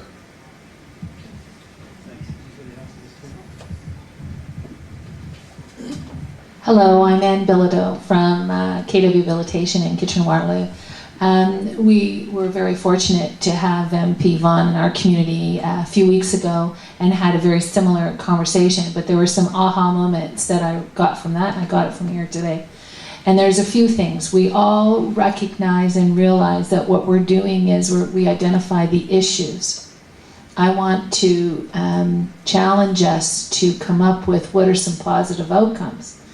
And some of them include, when you look at the co-op model, for example, we need strong leaders to live in those co-op models to make them work. We need strong leaders of organizations to say, it's okay, we're going to start the affordable housing project, we're going to jump over all the barriers because it's worth it. There's a fear, and I had someone earlier today come to me and say that she was inspired by what we talked about in the consortium, and thank you for that. But part of that inspiration is to not have fear. All of us are saying, we need this, we need this, we need this. So how are we going to do it? And so again, we need to stand up and say, okay, where could there be some land in our community that's not being used? We need to call those churches and say, hey, can we partner with you? We need to look at the underutilized properties, and maybe we need to become those landlords so that we can have those apartments go to that person and not be denied, or partner with someone else. So again, with the information we got that day, one of the strongest ones for me was our Indigenous community. Go to the leaders. Go to the leaders and ensure that you listen to what they have to say. The elders are the ones that have the information, and they're the ones that are going to help you engage, and that's exactly what we did right after, and it opened up a whole different way, for me anyway, of looking at things. So we need to not be fearful, and take that step, and if we're truly going to grow, we've got to jump out of that comfort zone. Thank you, Anne. Thank you. I just have one comment on the behalf of Korean community. We do have some people need affordable housing, like for example, going through divorce, or someone have a development disability. But I think at this point we don't have a lot of the structured or organization that can help those people. And just want to let you guys know that there are the people we would like to work with one of you guys and to make sure they need what they deserve. Thank you. Okay, thank you very much. I'll come to this table if anybody else would like to add anything for now. No. Certainly another element of this that I think we experience in developmental services is, and it was mentioned earlier about accessible housing, but I think sometimes we just need to really put it out there that, accessible, we don't always understand what that really means and what kind of barrier non-accessibility really is for people. Because, I've talked to developers and people that are interested in this, and of course, the conversation always comes down to how do you make the most use out of that land, and that square footage is really important. So it's just something that we always need to be mindful of, is that the population that I think hasn't been necessarily really understood. We know the statistics and stuff, but we don't know necessarily how the impact that true accessibility and sometimes very specialized housing that's needed for the population, especially with people with developmental disabilities, some of them, not all, but it's really crucial that our definition of housing include those specialized settings as well, with some really unique features that really help people be a part of their community. Yeah. I think they should build another building like this. Thank you. I think a few buildings like this. Anybody at this table? As we're going through, if people want to ask each other questions or comment, feel free to jump in as we go along. This table. One thing, I wish that Deb and Adam were still in the room, but I was at another event presenting last night in Brampton, so I had extra copies of this handout, so I thought the information was very relevant, so I had circulated them today. But just to draw people's attention to the white sheet in the middle of the three sheets, where on that, both using 2006 census data and then using tax filer data from 2011 because of the problems associated with the National Household Survey, we tried to unpack, working in partnership with the Research Department of City of Toronto, the nature of the color-coded or the racialized inequality as it exists when looking at the poverty rates across ethno-racial groups in 2006 case, but then having to use another approach with tax filer data, looking community by community across the province of Ontario. And where we have seen similar research done elsewhere across the country, these realities are just as real right across the country. But what's important, in the framing documents of both the conversation around the National Housing Strategy and the National Poverty Reduction Strategy, peoples of color are systematically left out of the analysis. The First Peoples are named, persons with disability are named, single parents, well, single mothers, we know, vast majority are named, and then newcomers are named. The problem is that often newcomers is used as a way of avoiding race. It's used as a proxy to deal with the race question. But in fact, the real barriers that people face, given the nature of the demographic cohort of who are newcomers in this era, the 80-85% who are peoples of color, the real barriers they face are related to systemic racism. It's not about the newcomer, the additional challenges of settlement and integration. So although they need to be identified as a disadvantaged and systematically an equity-seeking group as a whole, they can't be used as a substitute for peoples of color, because peoples of color are 1/3 and growing Canadian-born. And it's a different set of realities. So I would hope that as this conversation continues to build nationally, that some review and editing is done of the framing documents to include peoples of color as a key focus of the work, along with all the others, and similarly so with the poverty reduction strategy conversation. Thank you. I just want to add, build on a couple of ideas that have been shared here by colleagues. I'm so glad that both Adam and Dana talked about building community, about building a home, not a shelter, and these are really important concepts that we need to keep in mind. So this might be a good place to talk about how we understand community, what that would look like for us, and to talk about intersections that Marlene was raising. So for example, if you're talking about housing for people with developmental disabilities, a really huge challenge for a refugee or an immigrant is not being able to access services that are generally held to be available for people who are typically born in Canada, and either they or their family members can communicate in one or more of the official languages, but there are many people who cannot access those services that everyone else can take for granted.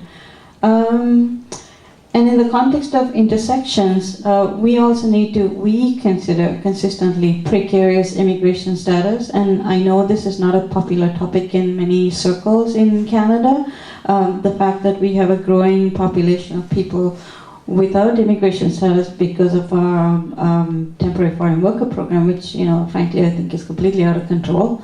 But that means that there's a significantly growing population, particularly in urban centers across Canada, of people, because they don't have permanent immigration status, they cannot access benefits, they cannot access affordable housing, social housing, they cannot access services, information, legal representation. None of those things are available to them. And so this is an invisible population that is nevertheless working and living here as part of our communities, and we need to deal with this, whether in the context of housing or in a broader context of building a nation.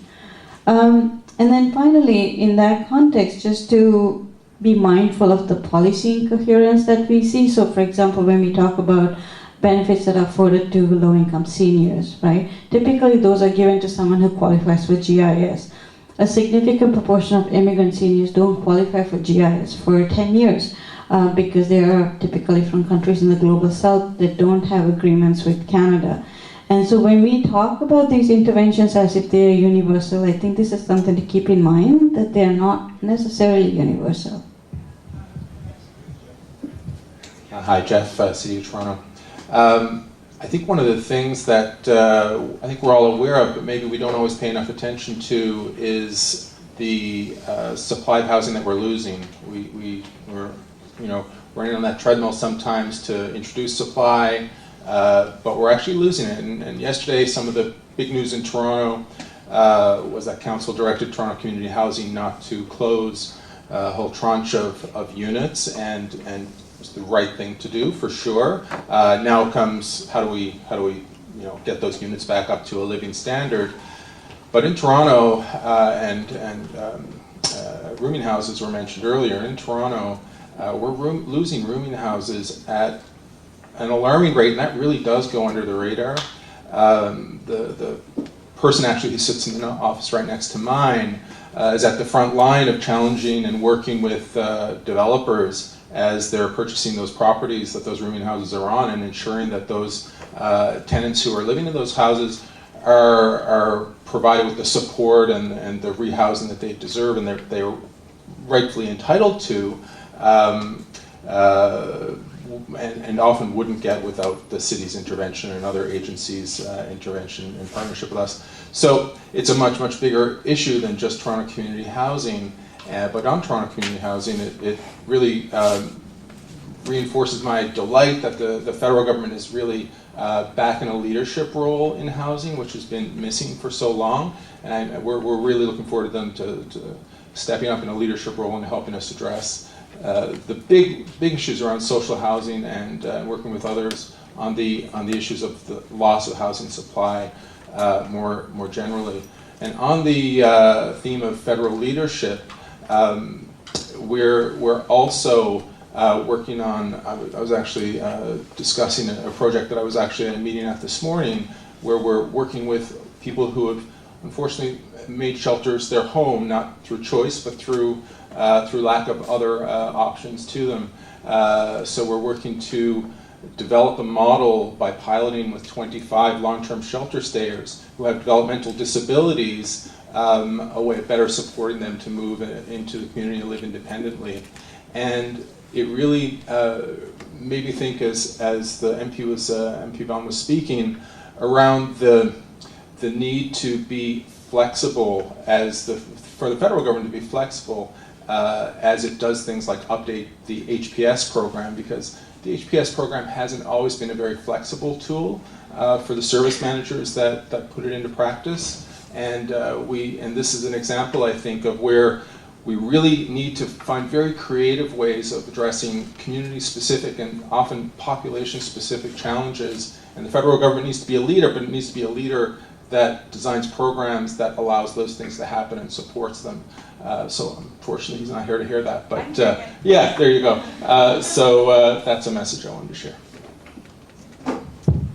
Thank you, Jeff. Anybody at this table? I just have a really quick comment that, it somewhat ties a neat bow on the things that Amy, Dana, and Emma have talked about, and the rest of you have pointed out. I think something at least I've just become aware of in this setting, like an aha moment almost, is I almost feel like the biggest challenge we're all talking about is the biggest challenge facing housing is the rationing of support. So, unlike social assistance or income support, anybody can get that if they qualify for it. But, like Jeff just pointed out, with a decreasing supply of housing, we're all seeing increasingly more inequitable, unfair treatment. So that's just so interesting that we're all touching on the rationing of support issue. So I'd love for all of us to chat more on that. Anybody else on this table? Just to follow up on that comment, I wrote a note here saying the people we have in this room are the leaders. And we've got access to an Adam Vaughan, and we've got access to our local member, and we've had people here take tremendous initiatives. I know Brian Keshman, for example, has been back and forth to Ottawa numerous times, given of this time. The National Housing Collaborative, what a great idea. Co-op Housing Federation. People here have to make their voices heard on an ongoing basis in order that we can get our share because there's so many competing resources, and it just can never stop because these sorts of solutions require a lot of public support that won't come from anywhere else but our members of parliament and our tax dollars, so it just can never stop.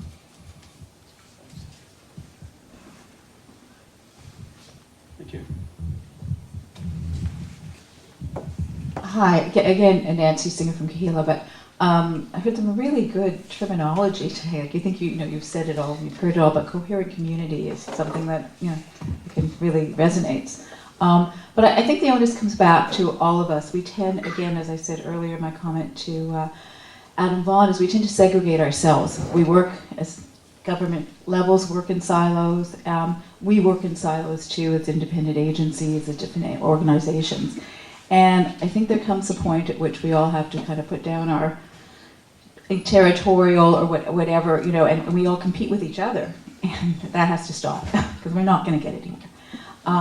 And I wanted to focus specifically on the private development community. Unless we start working with them, they who build the house, and bring in inclusive design, inclusive communities, and representation into their buildings, whether they be new rental or new condominium, because that's new supply, we are not going to make any progress. And that starts at a very early stage. We're working with Build Toronto, for example, right now, the Development Services Alliance. Brian's part of that. And we had a half-day session inviting developers and architects to brainstorm and talk about pre-planning. And I just learned today about OCAD's program. None of us at the table brought that up. And the fact is that and we're going to work on design guidelines, and incredible enthusiasm from the developers to get involved. But we have to make that stick. So by having Build carry it, which is a legitimate, organization dealing with surplus city lands, and maybe it can lead us to a demonstration of, an inclusive community. And I think just really important to, start within bureaucracies or within organizations and not always coming from the outside trying to make our voice heard. In the same vein, when developers are redeveloping large segments of the city, again, our voices are not at the table. They're being said on our behalf from the Affordable Housing Office or from, your department, and they're not talking to each other, and neither is housing policy. We had a sidebar conversation on this, and I think there has to be an inclusive housing affordable plan that truly represents the groups that are already on the ground in that area, who represent the community. They're already there. Bring them into the new development with the support services and not just the housing. I'm also a strong proponent of the portable housing allowance. And for me, or my organization, my agency, to hear, these studies, one just came out of Maytree, recently supporting it. We started this 10 years ago. And we have one right now that's supported by the private development community. Okay, so they're at the table. We're only helping 85 households, and we're hoping to grow it this year, but it is growing in leaps and bounds every year. So there are successful models of partnership. Our own collaboration as agencies working in different sectors, and then again, bringing in the other players. And it's almost like bringing us all in the same room like we are today and having this conversation. But even more than that, not leaving a room until there are real solutions and not just talk. We've been at this, we've been talking for too long. Thank you. This is Surjit again. I just wanted to give this idea which has been floating around Europe and United States, and it's now sort of slowly coming into Canada. The thought of having affordable housing and stay affordable and livable and community inclusion and all that. I don't know if you've heard the word called co-housing.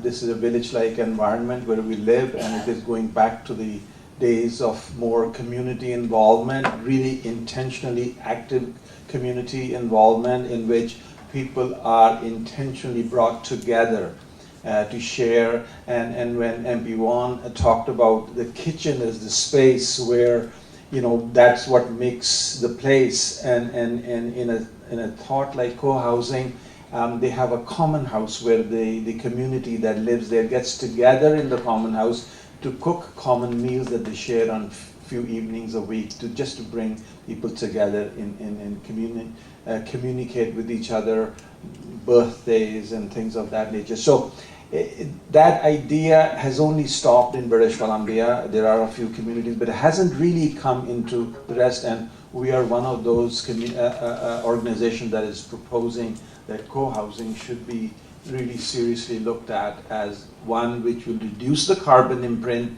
make the environment much more efficient, much more inclusive, remove isolation and loneliness for older people, and bring about a rejuvenated way of life that we were used to when we were fewer on this earth. Thank you. What I'd like to do is to have a little more discussion on Nancy's point about solutions. And I'm going to turn to Emma and Marlene and just ask you to talk a little more about the issues you talked about in terms of how other organizations beyond Indigenous organizations, how they can come to you, what kind of services you can provide, or advice or education, or how they can integrate with what you're doing.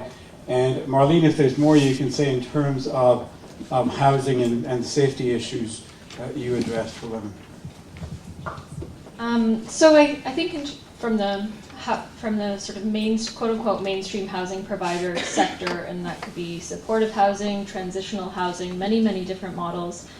I think right up front in terms of interactions with urban Indigenous community members, self-identification policies are key. So having those built into the applications. So it's a question like, would you like to self-identify as being an Indigenous person, and how do you specifically define that, whether it's First Nations, Métis, Inuit, or Haudenosaunee or Anishinaabe. And there's a really good guide called Count Me In, which is available through the Ontario Human Rights Commission, about how to safely ask questions of self-identification. That is our resource that we recommend to anyone. So if that's the first point of contact for your organization with community members who might be looking for services, that's the first place where those culturally competent practices need to be built in. So it has to be right from the get-go. And by doing so, it'll help everyone in the long term to be able to identify what are the issues that community members are facing that are specific to who they are and where they come from. And that's beyond the Indigenous community, I think, though I don't propose to speak for anyone else, but the Friendship Center movement. So that's one thing I would say. And then cultural competency goes beyond that. We have trauma-informed training, cultural competency training that I think is really key for the housing sector writ large. And just understanding that not all Indigenous peoples are necessarily visibly Indigenous or look like or present in the way that peoples might expect. And if you want more resources, you can speak to me later. And in terms of numbers, is it fair to say that about half the Indigenous population in Canada live in the south in urban centres, and over half the population is under 25. Yes. Yeah, it's a young and increasingly mobile population. Ontario has the largest Indigenous population in Canada. 1 in 10 of those individuals live in Toronto, so there's huge populations in Hamilton, Brantford, Ottawa that has an Inuit population that's sizable. So yes, definitely in the south, but in terms of homelessness statistics, as a percentage of the total population, Sioux Lookout, it's 100% Indigenous homelessness. Thunder Bay, it's 87% Indigenous homelessness. So in the north and northwest, when we're talking about homeless populations and the makeup of homeless populations, it's a much higher percentage in the north of the homeless population. But however, in major cities like Hamilton, Ottawa, Toronto, it's 20 to 30% across the board. Thanks. For the violence against women's shelters, just so folks know, there's 96, I believe, across Ontario. All of the shelters have transitional housing and support workers, legal advocates, most have child and youth workers, outreach counselors, and then they have shelter.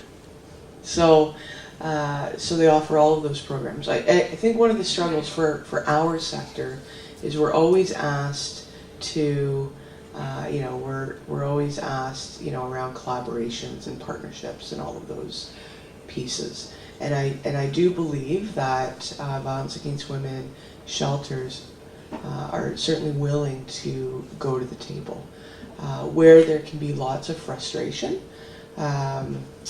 between shelters and, say, larger systems. We'll use the housing system as an example. Is that consultation and that engagement without a gender-based analysis, without a connection between the gender-based violence strategy, the national housing strategy, the poverty reduction strategy, until there's some interconnection there, I think violence against women issues is going to continue to hit a wall. And so there does have to be that, there certainly does have to be that integration before, we can have this conversation around capacity to collaborate and partner, because it's just not, we have to kind of find that equal playing field so that we are not in this constant competitive place for resources. As an example, the domestic violence portable benefit, I mean, folks have talked about the portable benefit, so let's kind of put the pilot on the table that we did have around the DV portable benefit. So in some communities it went really, really well. In other communities it didn't. And we need to, I think, talk about why it didn't in some of those communities and create some space for that. Because if we can talk about that, then I think for the folks who really want to see the portable benefit used more broadly, there might be some really good lessons learned on how to make that better and to strengthen that. Because certainly, yeah, it's really great in terms of immediacy, in terms of some folks needing that, but at the same time, without those additional supports, in terms of what I talked about, there isn't a positive outcome to their housing, because they don't have the supports to deal with the trauma and the ongoing issues that they may be dealing with while they get their portable benefit. It's like I said, the violence doesn't necessarily stop. So just a few pieces there that I would, yeah. Okay. Thanks, Marley. I'll come back to we haven't talked too much about portable benefits. And I wonder if anybody else would like to comment on that issue. So I'm Sylvia from Women's Habitat, and for Toronto, the portable housing benefits for the women we worked with were a disaster. They were so what we found, and Layla is my manager, she can totally confirm that, is that we had very few women taking that affordable housing benefit for many, many, many reasons. As we all know, rent in Toronto is really, really extensive, and so you were talking about the fact that if you're on Ontario Works, a lot of people won't rent for you to begin with, and then if you're fleeing violence, that becomes a second sort of hindrance, and if you have bad credit, that's a third hindrance. So, and when I was also thinking of issues around when women do get into supportive housing, sometimes those policies very much work against them.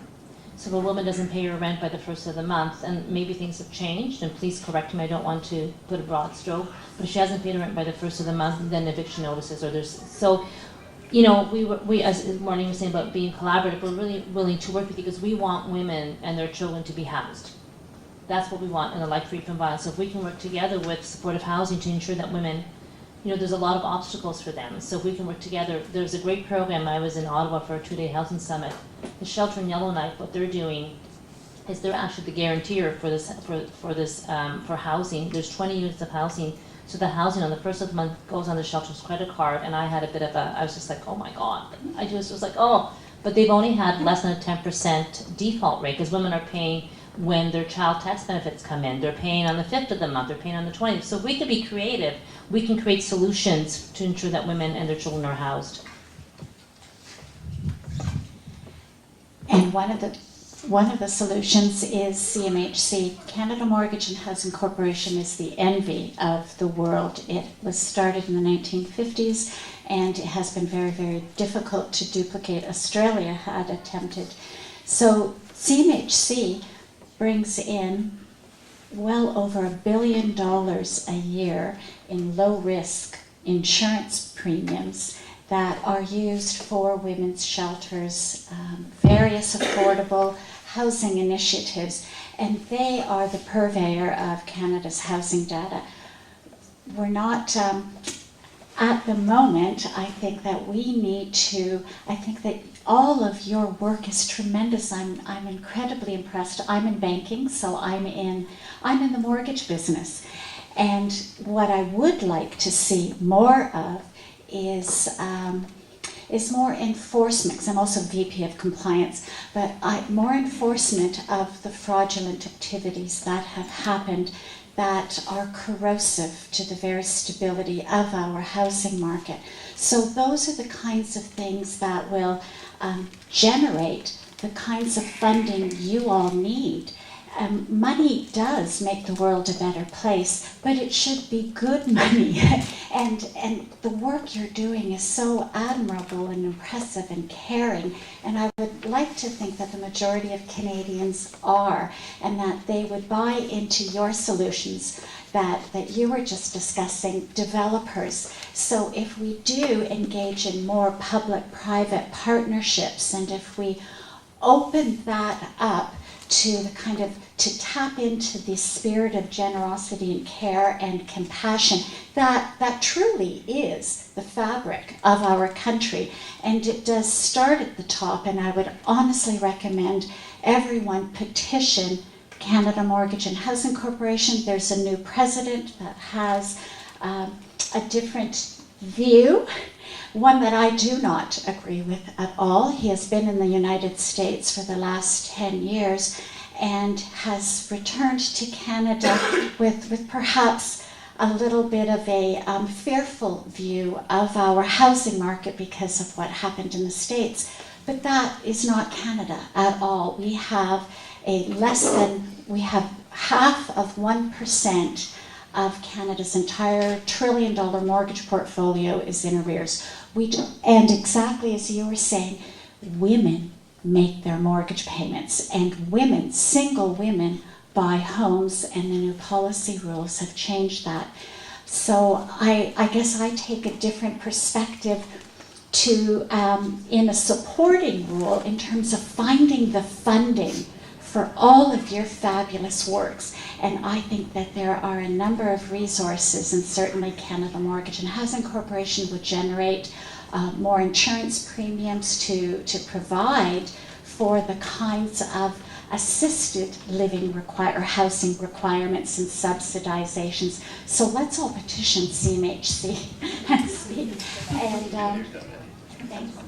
And we have to fight the corruption in the financing systems. We need to have our wonderful new minister, our new Attorney General, to fight and prosecute the corrosive elements that take away valuable funding.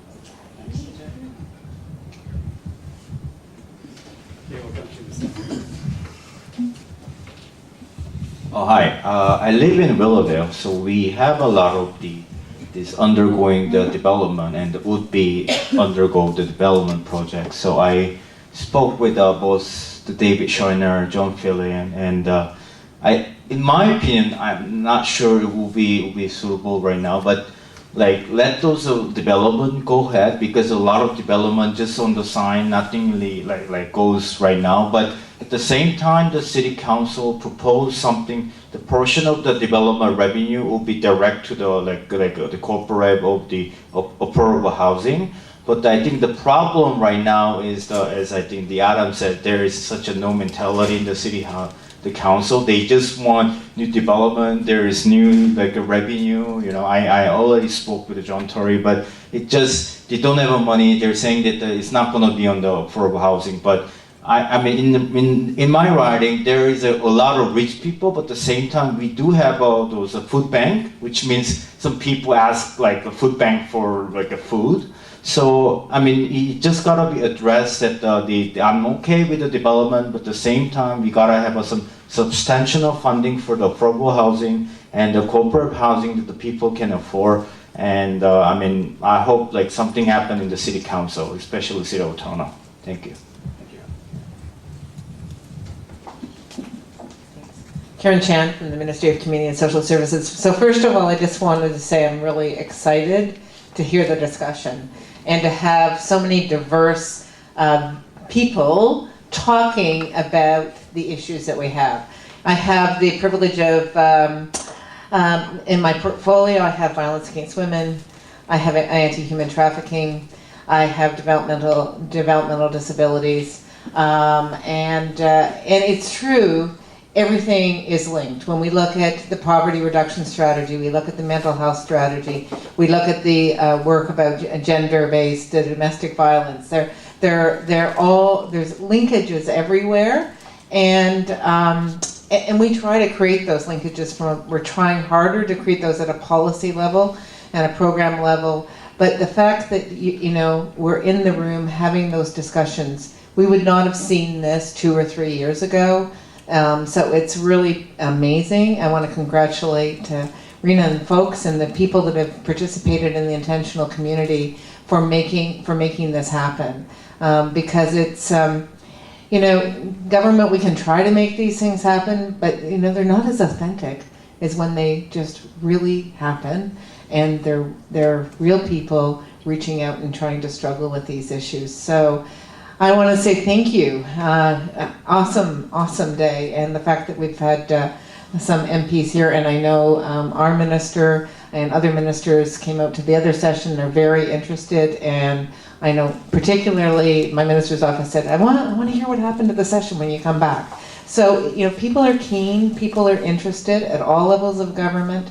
I think it's, you know, it's absolutely fascinating. We're finding out the coexistence, just the project you were talking about in Seton House. I mean, we didn't know, I don't think any of us knew, that about 38%, I think it is about that right now, I think they're finding, of individuals who are in Seton House. Not that I kept saying, not that I need more to add to the 13,000 people that are already waiting, but about those folks we didn't know about, you know, and they have a developmental disability. People with developmental disabilities are trafficked, sexually assaulted.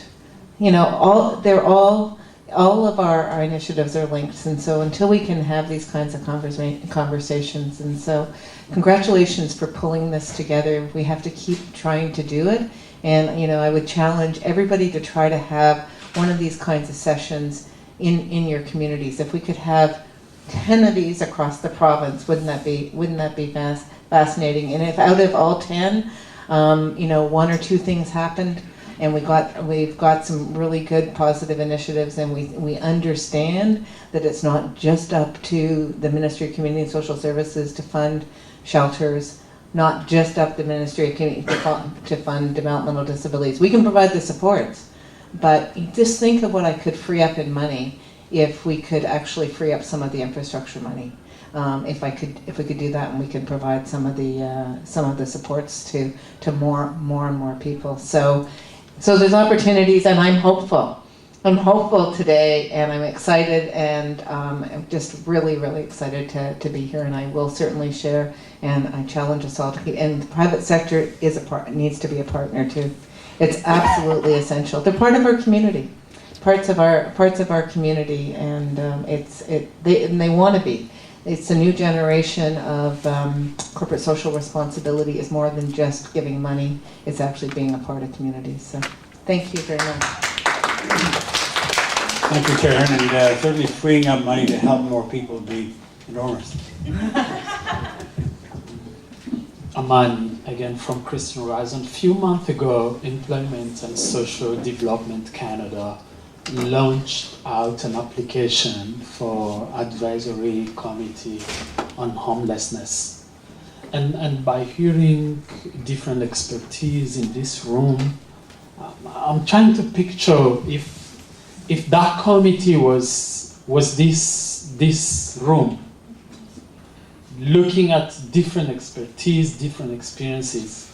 But because the application is available to everyone, and it's launched, and everyone can apply to be part of the advisory committee on homelessness, it is really critical that people know that it's very important to sit on those tables, because those tables, that's where major decisions are made, and that's where they decide about the funding.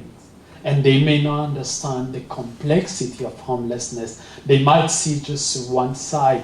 But I can see in this room, we have the picture.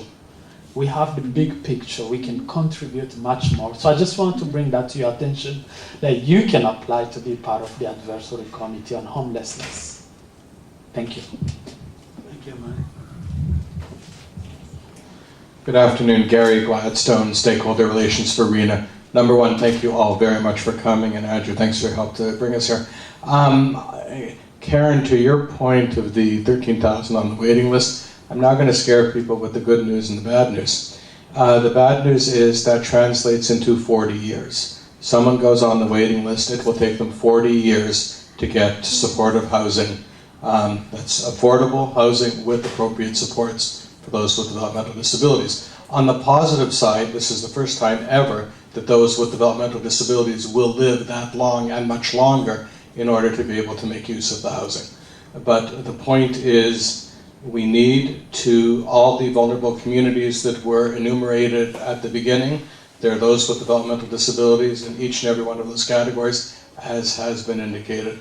So we have a tremendous push, and believe me, we will be going with the Intentional Community Consortium across the province and building up steam. We do have the support both federally and provincially, but we need to really put on, shall we say, the appropriate and positive heat in order to make sure that they realize that it's so important.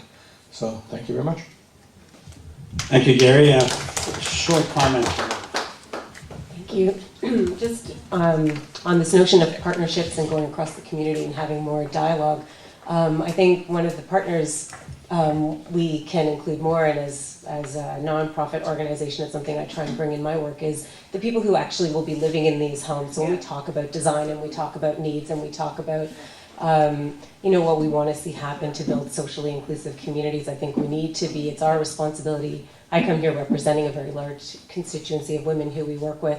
I also feel like it's my responsibility to create space and step aside and have women here speaking from their own experiences and really being part of that design process and the evaluation process. So going back to them and saying, did this work? Did this not work?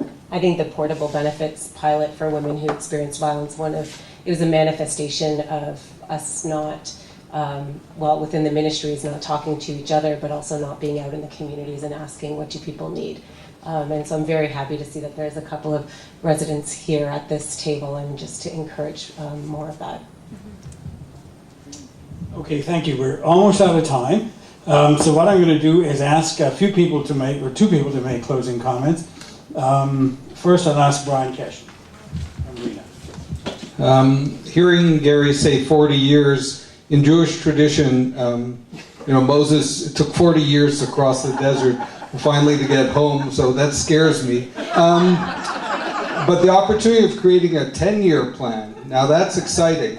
And I think that's one of the things I want to end with, is I think we need a dialogue about 10 years. Not about what we're doing next week, because that's important, but we need to frame it in 10 years. If there's a collective sense that there's an investment federally, and the federal government has put down that gauntlet to all of us, to municipalities, to agencies, to private developers, to all of us, to think in a period of 10 years, we have the opportunity to end homelessness, to change it, to drastically form it in the way we want. So I wonder if we should be having a homathon, like a make-a-thon, hackathon, those sort of things. Where do we, what table pulls together 3 levels of government, private and non-profit? I hate that term, non-profit, because I'm in the profit business, P-R-O-P-H-E-T, where prophetic work. But so where do we do that? How do we do that? Can we do that? And I think I'd like to, at least anyone interested in joining me, call a meeting of that nature, a one-day session where we bring the DSABs, and we bring the provincial leadership in housing, we bring private developers, we bring the federal government to the table, and we have a dialogue about 10 years.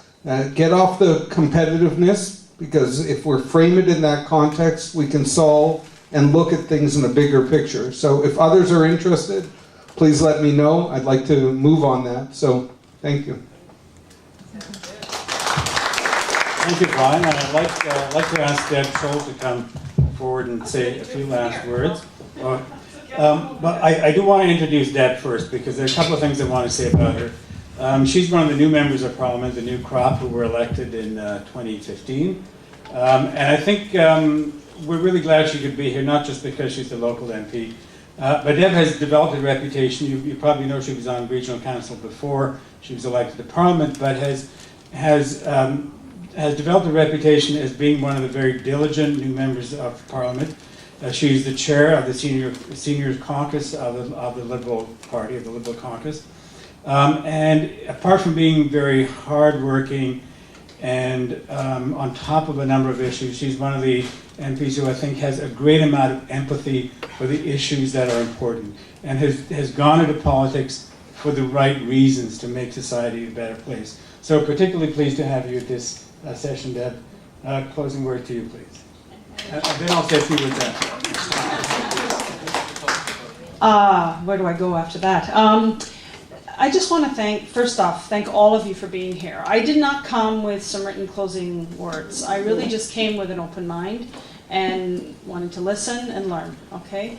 But I want to thank Andrew and Brian very much for organizing it, because it is getting all of us together in a room where we can start getting those aha moments, making those connections, and helping solving these problems, very, very difficult problems that are going to take time.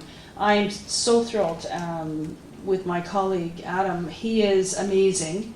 I was there when he had a meltdown after the first budget, and I was like, wow, we're all on the same team, but he obviously felt that the team wasn't doing what it needed to do, and he was very strong about that, and thank goodness he was, because they listened, and now we're back with an amazing plan.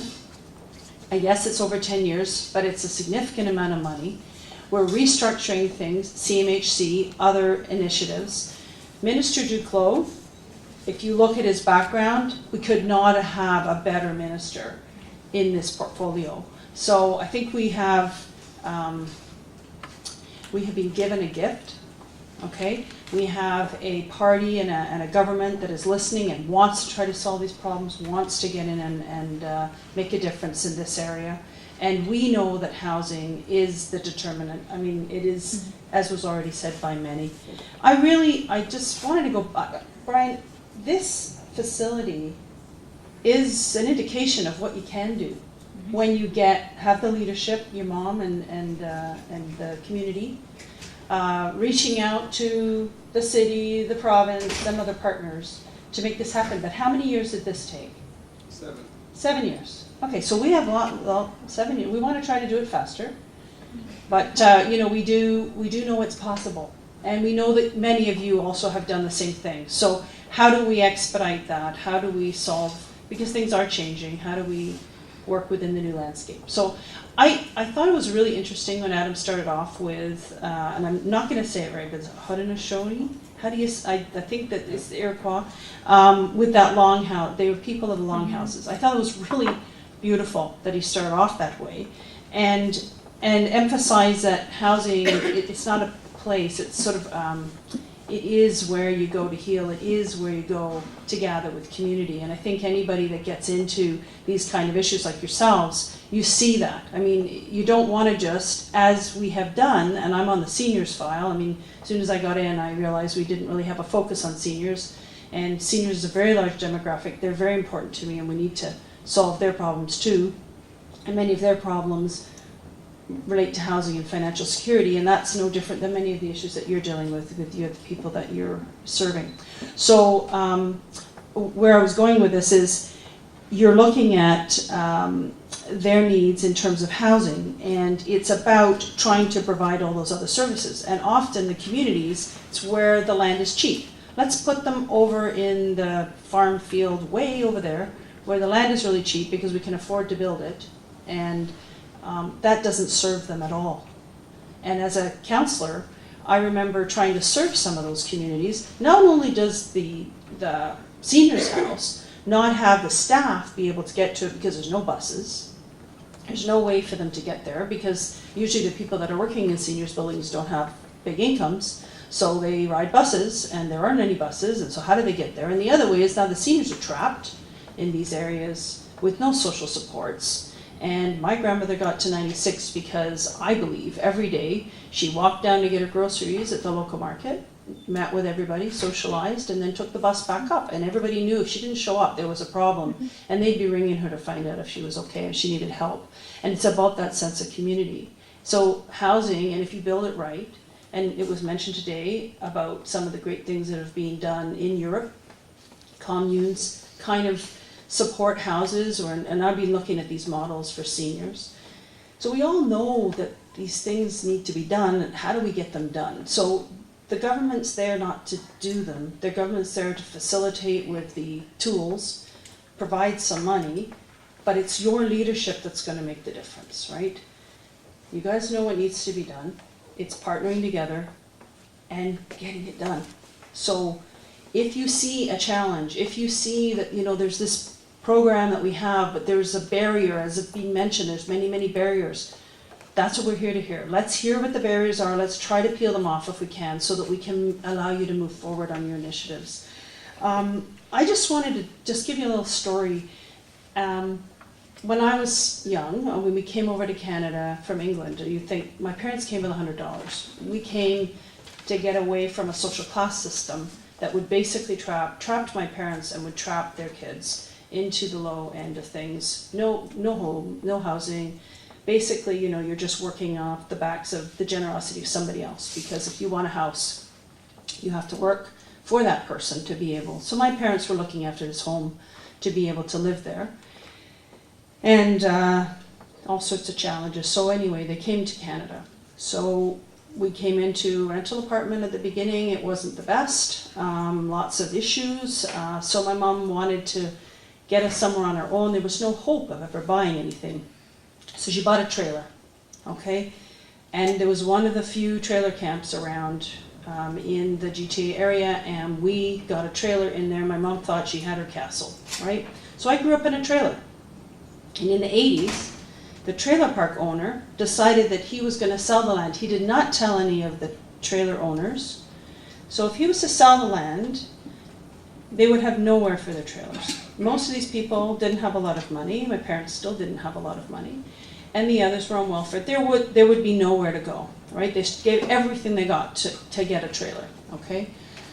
So my mom decided, we're gonna make a cooperative. I'm gonna take a loan, we're gonna band together. None of us have a lot of money, but we have enough to put a small down payment. They went to the credit union because the bank wouldn't give them the money. So they went to a credit union because that guy knew my mom and knew that she was gonna work hard on this. So it comes with that kind of leadership, with that kind of commitment, which is what you guys are all doing. And that kind of vision and confidence that can be done. And it was very painful, and there was some that could never dredge up the money and didn't want to be part of that. So it was working all those arrangements out. That trailer park, my brother still lives in it. It gives it gives 26 people low cost place to live. And it's been an amazing success. So in my mind, I see the potential. I see the potential if you have the sort of the, not just the will, because it was an incredible job that my mom did. I don't really know how she managed to do that with the situation she was in, but she did. She just believed, and she worked really hard, and she brought the people together to make it possible. So I personally know it's possible. I know that our vulnerable populations need us to lead those kind of initiatives to make it happen. They need government supports to be there to make it possible, and I'm really glad to see the provincial government representative here to be able to say, we're partners with you to make this happen, because the federal government is working through the provincial government as well, right? So we need to do it with you, and then we need to do it with the communities. And I think one of the nice things is that Adam and I come from municipal background.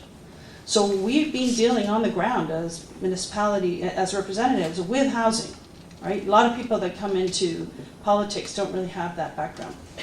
So I work with York Region Housing, and we were always struggling to try and get enough money to be able to build these things and make them work and keep growing.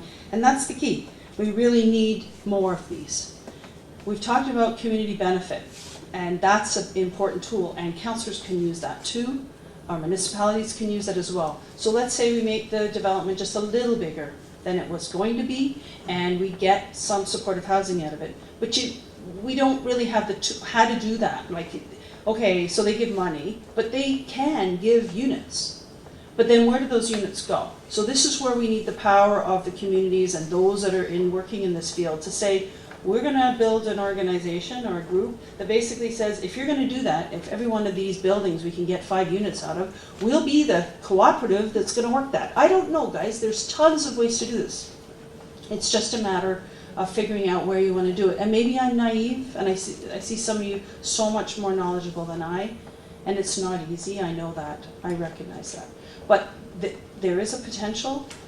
We've got money now from the federal government. We've got a willingness to look at some of the tools that we have, CMHC and others, to try to lever getting those other investors to the table. And I'm just so excited to have the opportunity to be here and listen to your wisdom and advice. And we're your partners.